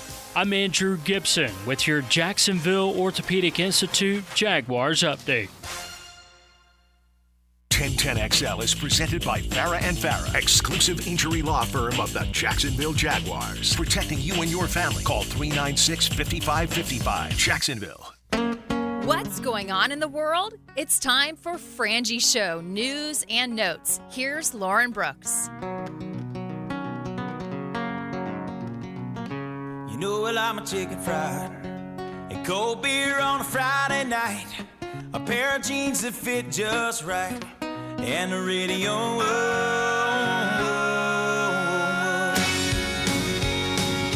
That's right, the weekend is near. It is almost upon us. Zach Brown Band sings Chicken Fried. That means it's quitting time around these parts. All right, one story we did not get to. The Raiders will promote interim coach Antonio Pierce to be head coach. That means Mark Davis actually went with the interim, unlike when Rich Bisaccia was the interim and actually won as well. And Rich Bisaccia is so well liked by so many people. I'll say this again. You have no idea how close he came to being the head coach of the Jacksonville Jaguars. When Doug Peterson was hired, I'm not saying he finished second, but there was way more likely a chance it was going to be him than it was Byron Leftwich. I can tell you that. I can definitively tell you he was in play. There was a chance it was going to happen. I can also tell you that Hunter Renfrow, who played with Trevor, called Trevor and said, listen, if you get this guy, you're going to love this guy. You're going to love the way he treats people. You're going to love playing for him. And I will tell you, Rich Bisaccia was really in play to get the job here that he didn't wind up getting. And I'm glad he didn't, because Doug Peterson's been fantastic. So, yeah, I think what's happening, Lauren, I think this tough-nosed players coach guy. See, for a while there, all the rage was the offensive coordinator guy. And LaFleur and Zach Taylor and Kingsbury, they got all the jobs, right? Those guys got all the jobs. Well, now it's turned. So everybody wanted to hire the next McVay. Well, now everybody wants to hire the next Mike Tomlin or John Harbaugh, which is why DeMeco Ryans got hired. Gerard Mayo got hired. Antonio Pierce gets hired. I think Mike Vrabel's going to get hired. They're all that linebacker, tough-nosed players guy that'll go through a wall for you. So I think the trend now, Hays. Dan Campbell. Yeah, what's that? Dan Campbell. I think that the perfect example. So I think the trend is that guy now more than the fancy passing coordinator guy. Yeah, and we'll see if this kickstarts anything with the carousel. I'll be interested when we are back here on Monday how many of these jobs are filled, if any of them will be. You still have Atlanta, Carolina, the Chargers, Washington, Tennessee, and Seattle. So still 6 jobs available. Yeah, it feels like we're still going to be sitting here 48 hours from now, Hays, and nothing will have changed. Like, it does feel like we'll be here Monday, and there's still going to be – it just feels like it's taking a while, whether it's to your point that the NFL told them to take their time, or they're just interviewing everyone. Did you realize that ESPN is an unofficial training ground for future head coaches? Those who left ESPN for coaching jobs include Bill Parcells, Herm Edwards, Kevin O'Connell, Jeff Saturday, and now Antonio Pierce. How about that? I didn't know that. I didn't realize O'Connell did. I didn't either. I don't remember him being on there at all. Yeah. I mean, a lot of those guys were obviously into their coaching, then did some media, and then went back. But yeah, it was. I didn't remember that Pierce had done that either. I didn't either, but I ESPN saw a analyst. picture of him, Yeah. and I was like, oh, okay. Right. Must have been a while ago. We've talked about the games tomorrow a lot. One thing we have not mentioned is that Mark Andrews, the tight end who's so good for the Ravens, he has been cleared to play, but he will not play tomorrow. But if the Ravens make the AFC Championship game, it looks like he will be able to play in that due to the ankle injury he suffered a while back. Real important part of their offense. He's almost a security blanket for Lamar Jackson, the way Evan Ingram is for Trevor, the guy you can really count on. So he changes their team positively for sure. If you were to guess the two Jaguars rookies that made Bucky Brooks' all-rookie team, who would you guess? I think the first one's fairly obvious. Maybe both. Harrison and... Anton Harrison is correct. Ding, ding, ding, the right tackle. The other rookie? Yep, one of the rookie Bucky Brooks has on his all-rookie team. Yeah, rookie. Huh? I would say he's not a rookie. He's not a rookie. Going through it, I'm Do you guys want a hint? Like, what's the trick here? I don't want to hit. He's not a rookie. I mean, I guess I'll say Parker Washington, but okay. I mean, it's Frank? Monteric Brown? Nope. The answer is Antonio Johnson. Oh, okay. Bucky Brooks said, like Brian Branch, Johnson spent a lot of time defending the slot, and he had to squeeze him on this roster. Then he said, sue me. But this would be the Bucky Brooks' all-rookie offense. Imagine, by the way, just let yourself imagine if the Jaguars had selected more than just Anton Harrison on the offensive side of the ball that played well. C.J. Stroud, the quarterback. Running backs, Jahmyr Gibbs and Devon Achane. Wide receivers, Puka Nacua, Jordan Addison. Tight end, Sam Laporta. Offensive tackles, of course, Harrison, and then Darnell Wright for the Bears. Offensive guard, Steve Avila, along with Osiris Torrance as an offensive guard. He would have been a great selection also. And then a center, John Michael Schmitz. Pretty good. It's a good. I'll tell you this, by the way, and I've told you guys this before. Bucky and I'll go watch games when we're on the road, or even here. We went and watched. We watched the FSU Georgia bowl game at Monkeys when he was here in town because he stays out of the beach when he's in town. Smart for the man. Jags game. You can't imagine how much this guy knows about football. You talk about a football analyst. You know when you hear Mark Wise talk basketball, he just keeps coming out. You know, Bucky Brooks is a really, really smart football guy. Listen, I already work with Logman and Maselli, who are fantastic, but Bucky fits right in. Really good I'm telling you, really good football guy. Antonio Johnson played 171 defensive snaps. That's like 15% of the snaps. Right. Was it just like a really bad crop of rookie safeties? Like, how does that happen? Yeah, I thought it was really surprising. I just he saw him every game. I mean, he saw he was on the sideline for every game he played. The other rookie safety is Jordan Battle for the Bengals, who was drafted in the 3rd round. I mean, there are some – I'll go through the defensive side. There are some really talented rookies on defense. So we all know Will Anderson for the Texans, along with Byron Young for the Rams, which, by the way, I hadn't watched the Rams closely until the playoff game.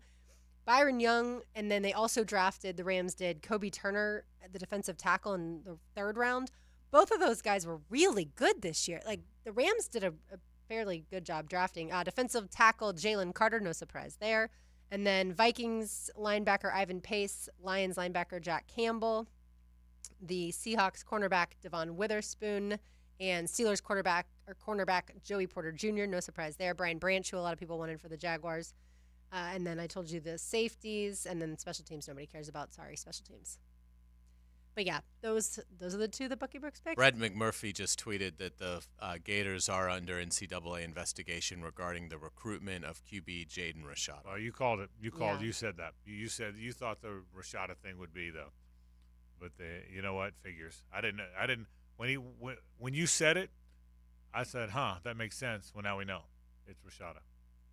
NFL fun fact, if you like this type of thing: 12 personnel, as y'all know, is a 2 tight end, 1 running back, 1 receiver set, or two receiver set. Right. This regular season, there were 1,271 more 12 personnel snaps in the NFL than the 2018 season. How about, yeah, I mean, that's where it's going. It's number one.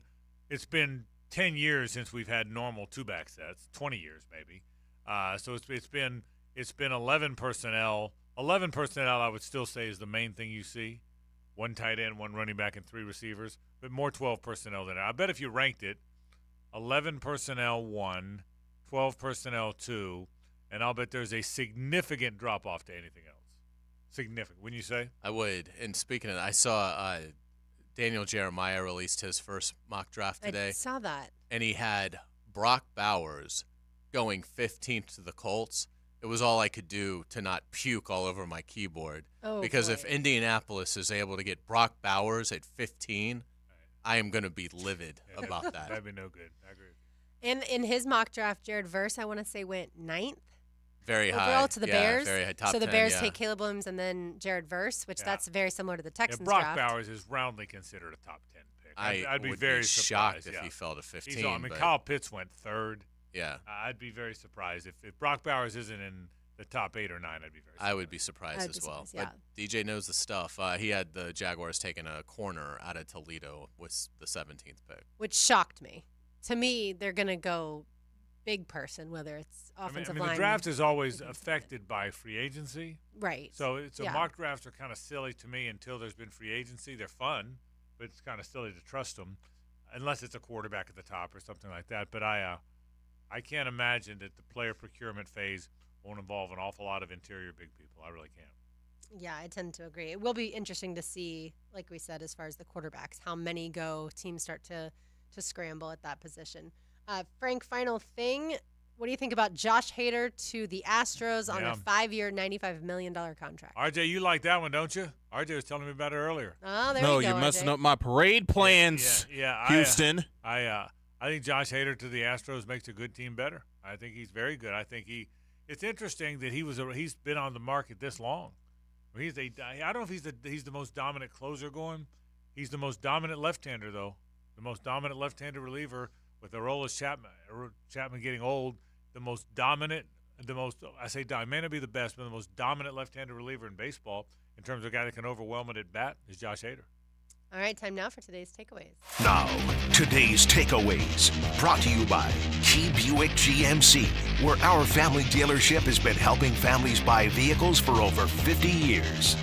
My takeaway is enjoy a great weekend of NFL football. I like the Ravens, I like the 49ers, I like the Lions, and I like the Chiefs to all advance. Oh, good stuff. I will say, yeah, it's going to be fantastic. I don't make any plans for this time of the year when it comes to Saturday night, Sunday night, all football. I will take the Texans.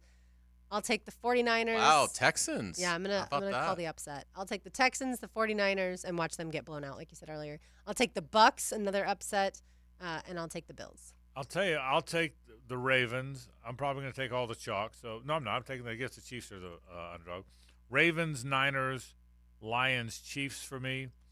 But where you're going with that, Lauren, I think the Texans. You and I are the only two to think the Texans hang around in that game. I think they hang around in that game.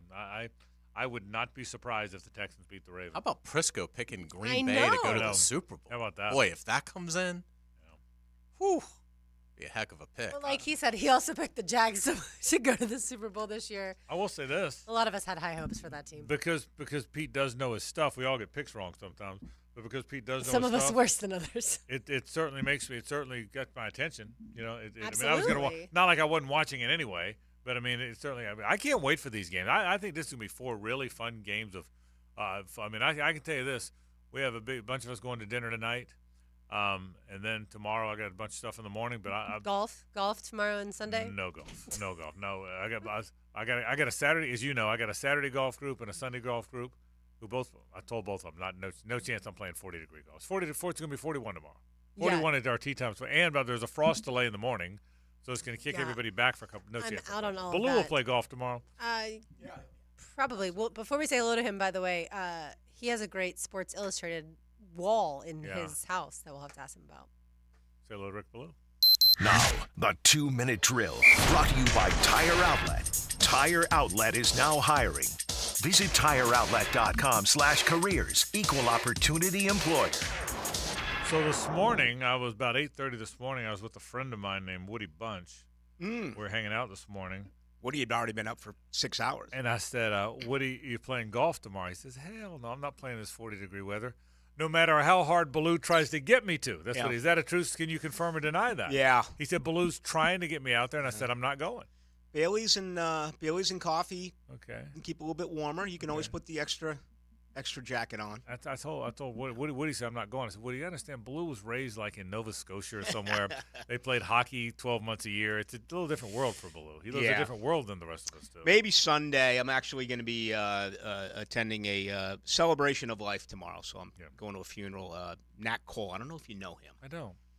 He great guy. Headed up a tournament. It was the Meade tournament that plays on Wednesday and Saturday, and I got in with the Godfather Jim Kane years ago. Mr. Meade passed. The Godfather Jim Kane's passed now. Yeah. Matt Cole has passed. But you would always see him driving around. He had like a Jimmy that was probably, like a 1995 Jimmy with all Florida State on it. Okay. And he'd drive around town. It was very noticeable. He did really well, but he'd always kept that vehicle, and he headed it up. So his celebration of life tomorrow is at noon, so I'll go there and pay my respects, and then get ready to watch some NFL football. A lot of football coming up. I know you'll give your predictions tonight on the air, so what else are you doing tonight? What else coming up? I'm going to talk about Sports Illustrated a little bit. I mean, this meant so much to us who are older growing up. It's just incredible what that magazine was about. And it wasn't for the meat and potatoes guy. That was the sporting news.